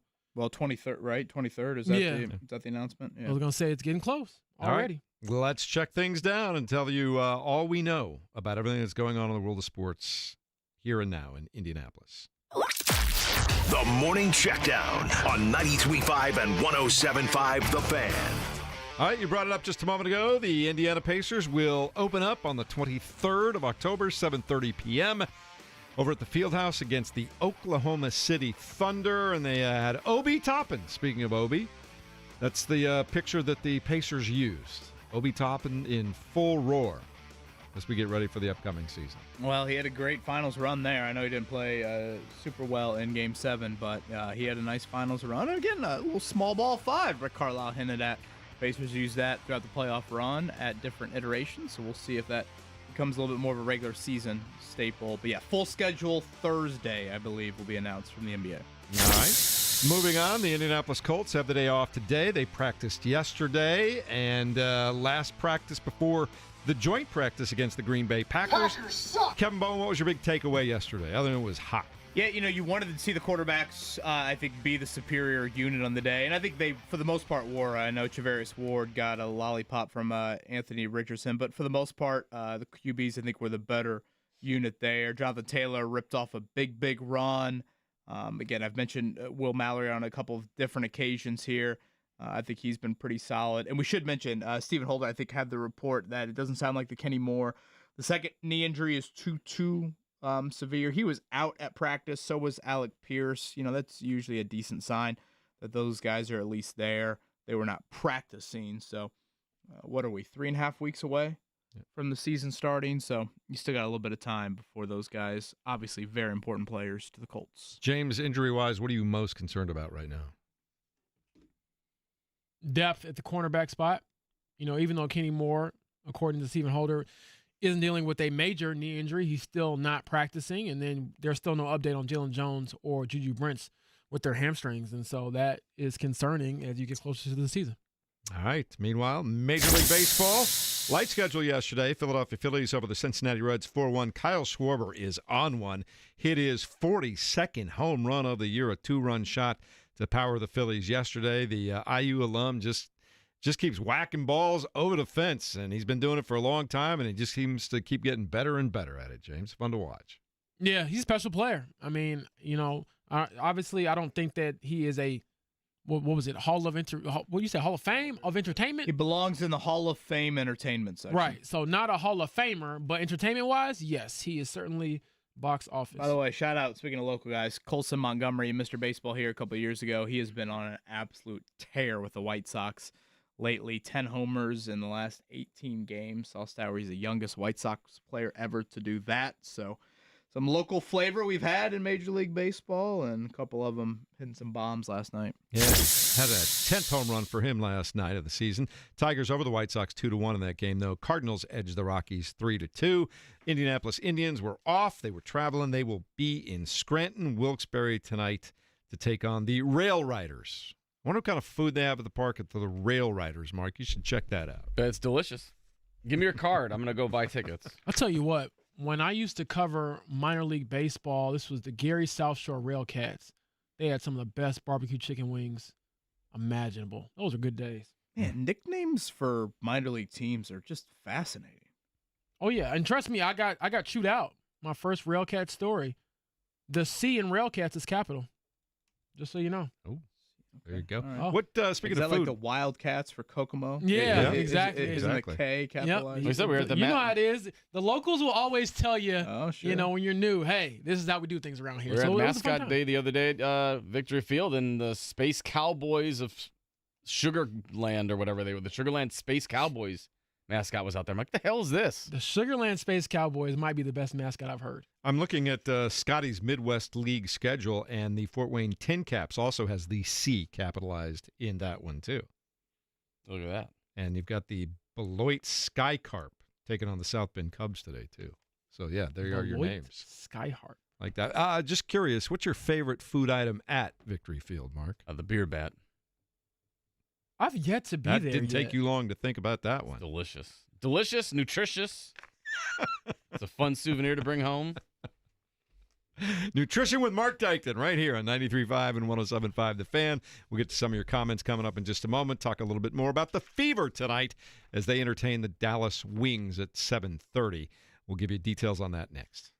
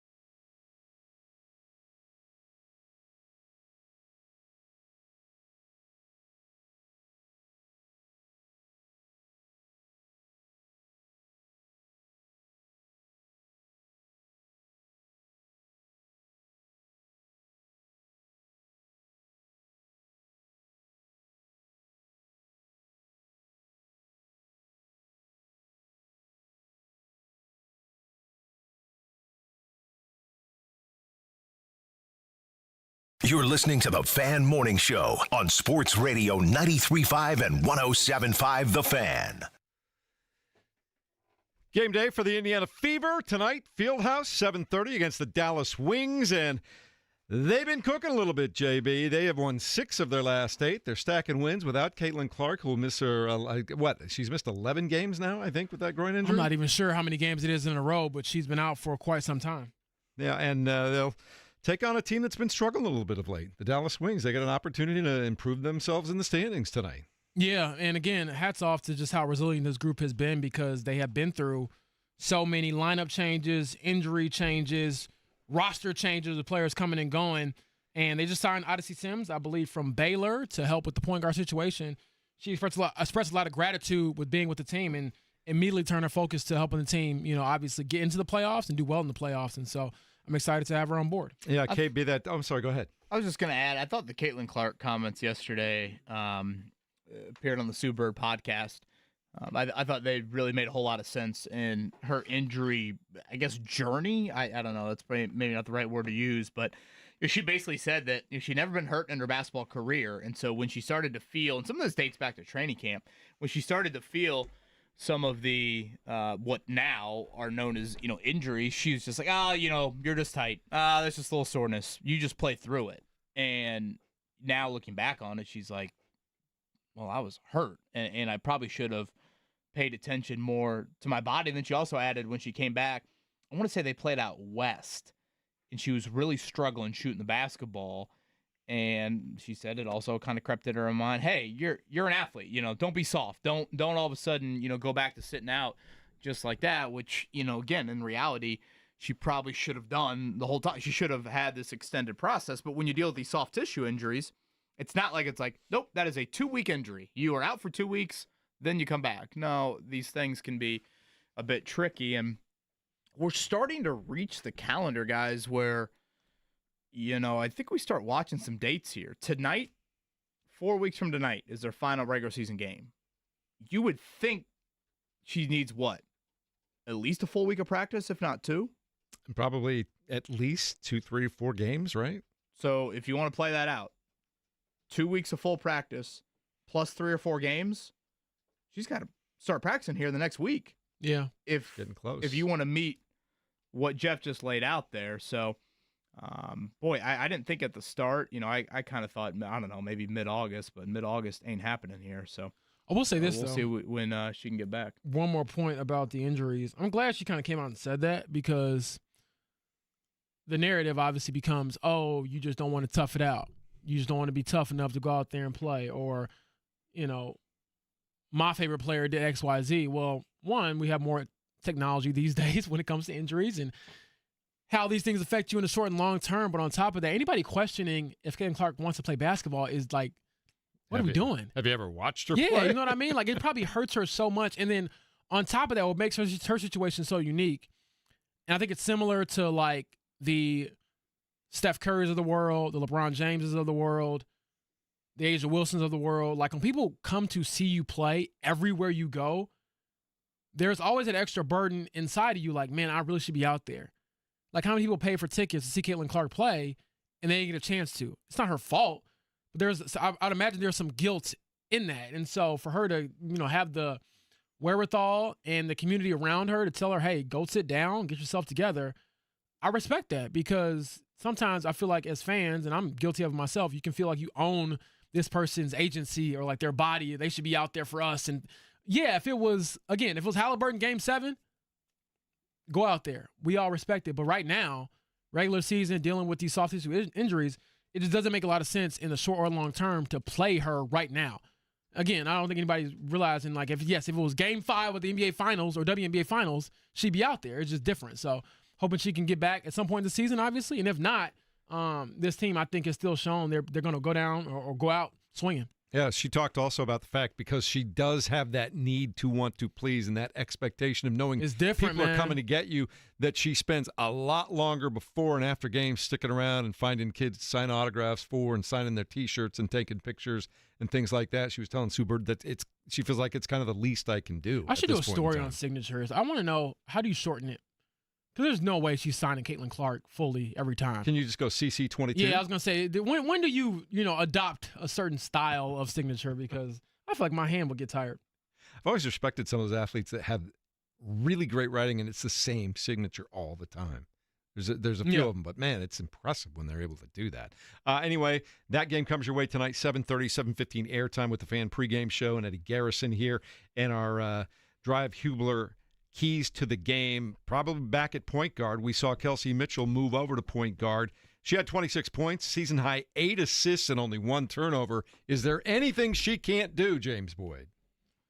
Not really. I think that she's one of the more underrated players in the WNBA, and a lot of that has to do with the fact that she's viewed as this volume scorer, but she's much more than that, and she proved it in the game against the Chicago Sky, where if you kind of need her to kind of be a chameleon, she can do that from game to game. Don't get me wrong. I think her number one calling is to be a killer as far as scoring the basketball, but for the betterment of the team, Kelsey Mitchell should never be questioned as far as what she's willing to do to help them win. No, there's no question about that. So that's the Fever Focus there, brought to you before and after every game by Payless Liquors. Get more Payless at Payless Liquors. And, of course, also our keys of the game brought to you by Hubler.com. When's the last time you guys played bingo? Has been a minute. It's probably been, I don't know. Probably one of my kids, nights of activities at their school or something like that. It's probably, I feel like it's 8 months ago. School thing, a family reunion type of thing. I haven't done it in years, though. I'm sitting there last night getting ready to finish the story at the local hotel by Grand Park, and all of a sudden Maddie sends me a picture of Rosie with a bingo board and chips on it. Wow. And I'm like, what, a Monday bingo? Are you at a nursing home? Like, where I was gonna say, my mom plays bingo every week. Probably is the last time I did it. I worked at an assisted living home years there you ago. go. Yeah. No, they're at Chick-fil-A playing bingo. Maddie said it was electric. Rosie was, just absolutely loving it. Said time of her life. I'm like, does Chick-fil-A have Monday night bingo? I was going to say, is that a Chick-fil-A thing? thing? Sundays off to gear up for Monday bingos. Did I miss something here? Is that a Chick-fil-A thing, or is that like just a local? Got to ask more questions here, man. Maddie said it went great. Said Rosie absolutely loved it. I feel like Nora would like that. Max went potty 4 times in an hour. What more can you ask for? We have done some Chick-fil-A's that they have like family nights or something like that, where it's like bingo, the cows are out, you get food, get free ice cream. Yeah, I like that. The cows are out, meaning what cows? Like the mascots. The mascots, okay. the cows. I like that a lot better than I thought the you old. meant like real cows. I was like, what kind of Chick-fil-A is this? They got a farm in the back? It's better than the old indoor little jungle gym play thing that they had, which was. Oh, they still have the jungle gym. Those are some of the most disgusting things ever. Oh, Ever seen what kids do there? Out of here. Dude, stop. Hit the buzzer, Mark. No. You're ruining my childhood here. Do you know how many? Discovery Zone was the greatest. Are you kidding me? These things are The awesome. McDonald's play What place? happens in a ball pit stays in a ball pit. Oh my gosh, it was amazing. Pit I if you had really 2 lived. kids. I had 2 kids under the age of 4 for a while. We would go to those things all the time, and it got to the point where I felt bad letting him go in there, seeing some of the things that I had seen take place. Jeff sending him in there in a hazmat Man, suit. No, that is the worst take you've ever had. No, it's That is true. the worst take you ever had. No, that's just a parent saying, I need a break, so throw him in there for 15 minutes at a Right. time. Yeah, exactly. That. Exactly. I yeah. get it. I My was hand there. is raised. Are you I'm saying just I'm a saying bad My parent? immune system till this day is great because I'm I just played saying, those things. in retrospect, yes, you're going to build an immune system being in those things. Yeah. I saw a couple of things late, and even my kids are like, yeah, I don't want to go back in there anymore. I feel like Jeff is always seeing stuff that. What kind of life are you living where you're seeing all this nefarious stuff going on? It was right there. Oh, Everybody no. saw it. Oh, When your kid steps in it and brings it out, you're like, oh, okay, that's what's going on. I don't know in what there. this conversation I is don't about know what anymore. you saw or what you've touched. However, but- I lived a great So, life in the play place. Nothing bad happens in those places, is what you're telling me, right? Well, they're gonna get sick at school anyway. called First life. week of school, I feel like kids are coughing and hacking right away. I'm like, this is what That's we why avoided all this era summer. of kids I've is seen- soft now. I've seen get too what many you kids get. They've been rounding up actually germs. get sick in those things, is what I'm saying. You know, I tell my kids, you get what you get, and you don't throw a fit. That's what we do. I love You that. get sick, you get sick. Bill's character. Boy, I didn't You find a lollipop, that's all yours. I didn't Talk think to one bingo of the- night at Chick-fil-A was going to turn into No, bingo night is better. Is Put my your point. mask To on step before you up. slide into the old To step up. ball pit. All right. I might go to the ball pit and just jump in myself right now, see what kind of diseases I can get. Quick timeout. We'll check out everybody's schedule for the day ahead. Coming up in a moment, some cool things to see and do on tap. It's coming your way next at This is 93.5 blasphemy. and 107.5 The Fan. It's gross.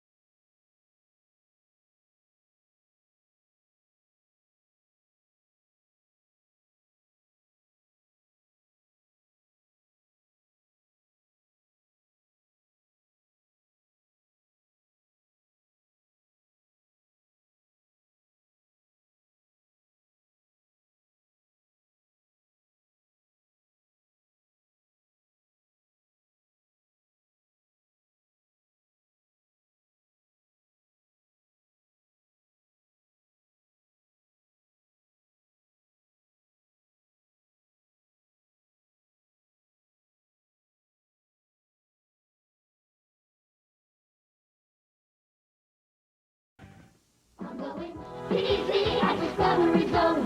Discovering what I can do on my own. I can jump, swing, crawl. You're listening to the Fan Morning Show on Sports Radio 93.5 and 107.5 The Fan. I can bounce on the moon. Obstacles and all I'm going.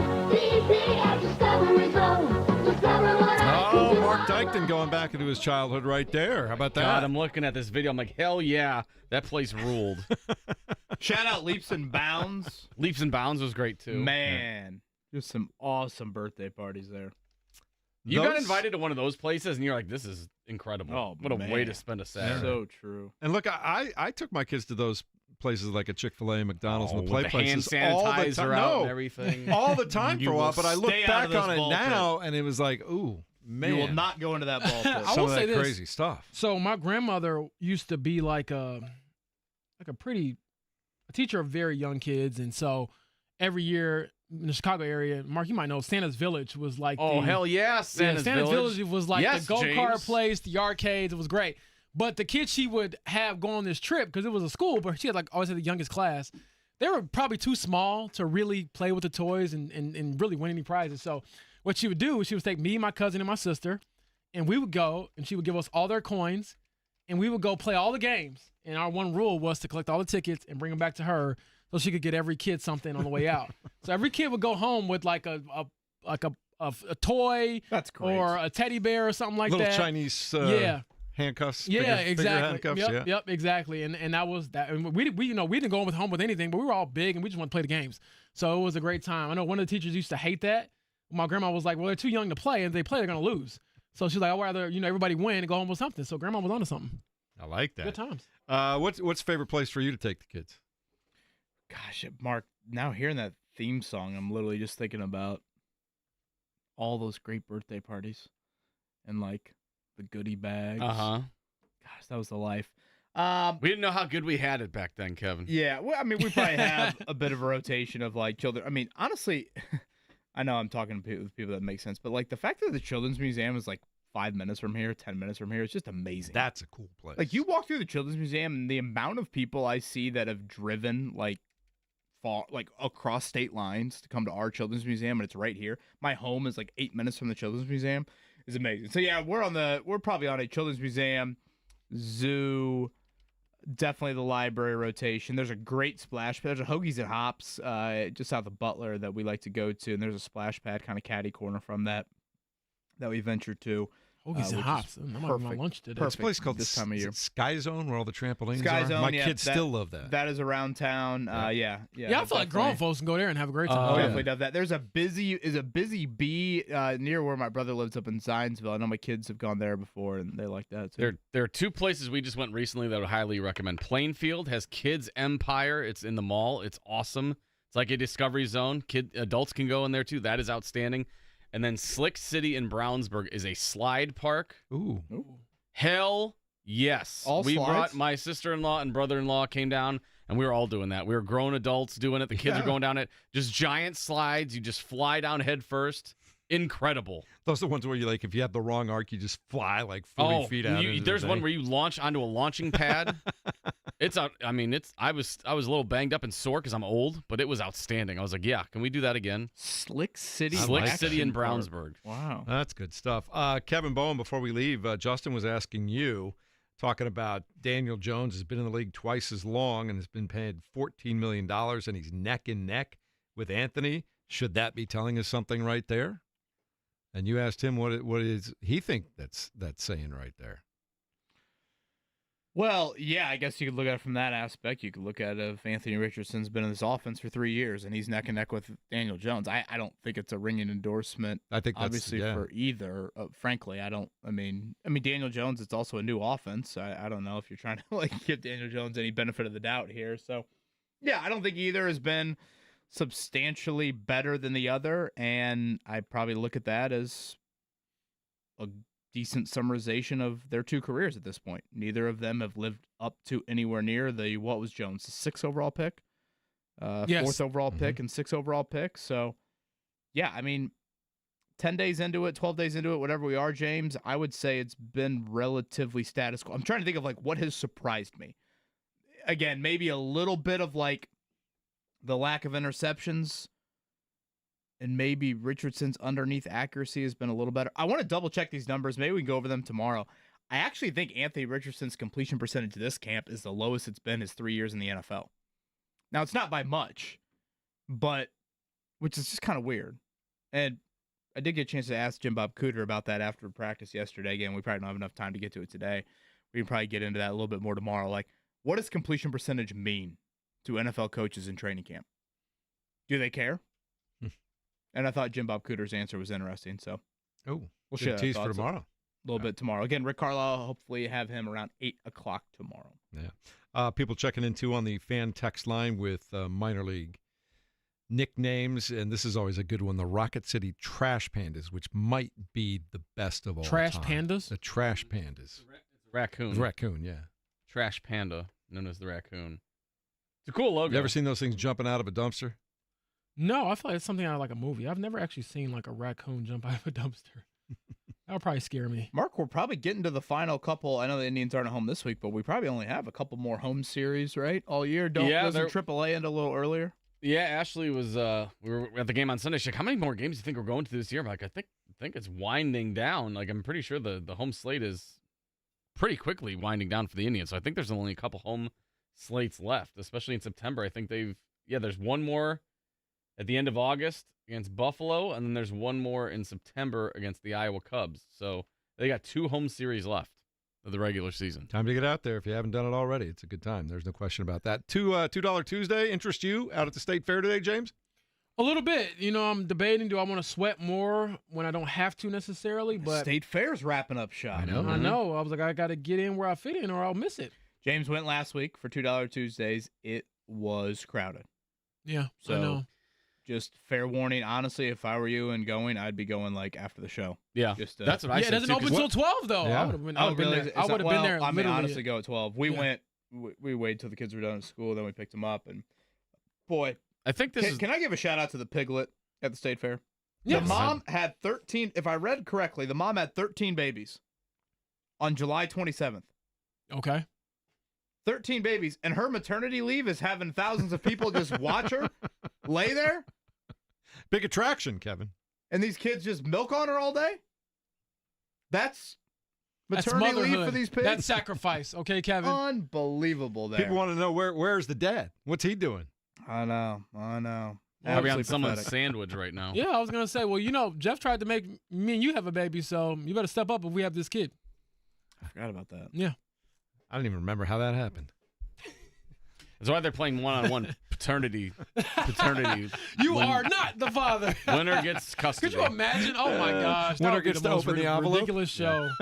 Winner gets custody of their anything to draw some ratings for. But no, I would encourage you to go. I think it's there's enough variety on the $2 front, and especially if you go a little after lunchtime. It shouldn't be too crowded. Well, kids should be back in school now, too, so it should be a little less crowded. Early afternoon would be Stop ideal. listening to our show and go to school. Yeah. Hopefully they're already at school, James. So what was your favorite $2 item? Well, I thought the cotton candy beer would be $2, Mark. No. Unfortunately, it was not. That was not discounted? Honestly, the best $2 item we got was late, and Maddie and I were in the parental debate. Mark, I don't know if you've been there, of like a treat or a toy. Okay, I've been there as a kid. Yeah. Or is it like, hey, it's kind of their last day of summer. Do you do both? Now, again, the $2 aspect was huge. So I shockingly, and usually Maddie and I are a little different on this, I said, let's do both. They've been great all summer. Max is potty training really well, blah, blah, blah. Look at that. Let's do both. Maddie's a little bit more on let's do one. So we did just the stupidest game. Just you pay, I think it was $10. You pick up a duck and you get a toy. I mean, come on. Give me some entertainment value. I really want to pick up a duck. It was $10 for that. S, M, or L, small, medium, or large on the old toy here. But then we keep walking, $2 slushie. There you go. Okay. Ooh. I'm a big slushie in a kid guy. cup. Not one of those big plastic S-shaped looking Who doesn't things. like a slushie? So, boom. Slushie right there for $2. I was all about it. Yeah, we had the $2 milkshake. That was there. You got the key lime milkshake for $2. That was a good deal All right, last settled. week. I'm going to the State Fair today. All right. As you should. If you're there, say what's up. Full report tomorrow. There you go. Rank There's the basketball hoops out $2 there, too. items There you go. there. All right, later on tonight, we got the Fever in town. They'll be over at the Field House. If you can't get out there or watch it on TV, you can obviously listen to it here live on 93.5 and 107.5 The Fan. Another game without Caitlyn Clark, but the team has been stepping up. They've won 6 of their last 8 and putting themselves in pretty good position, and we'll see how it all breaks out. Dallas has been struggling a little bit. Eddie Garrison has the Fan pregame for you coming up at 5:45. What will you be doing tonight now that James is out at $2 Tuesday? What's up on tap for you guys? I'll be watching the Fever, right? 7:30 tip time. Yeah, Yes, sir. ESPN action here. Mark, no wrestling tonight, so what are you up to? I don't know. Who knows? We'll see. Probably mow the lawn. Been putting that up for as long as I could. I started watching Landman. I highly recommend Landman on Paramount that. Plus. Yeah, Billy Bob Thornton. Whatever you guys do, have a great one. We'll talk to you again tomorrow. Join Jake at noon, JMV at 3. You can text him at 239-1070 or be a part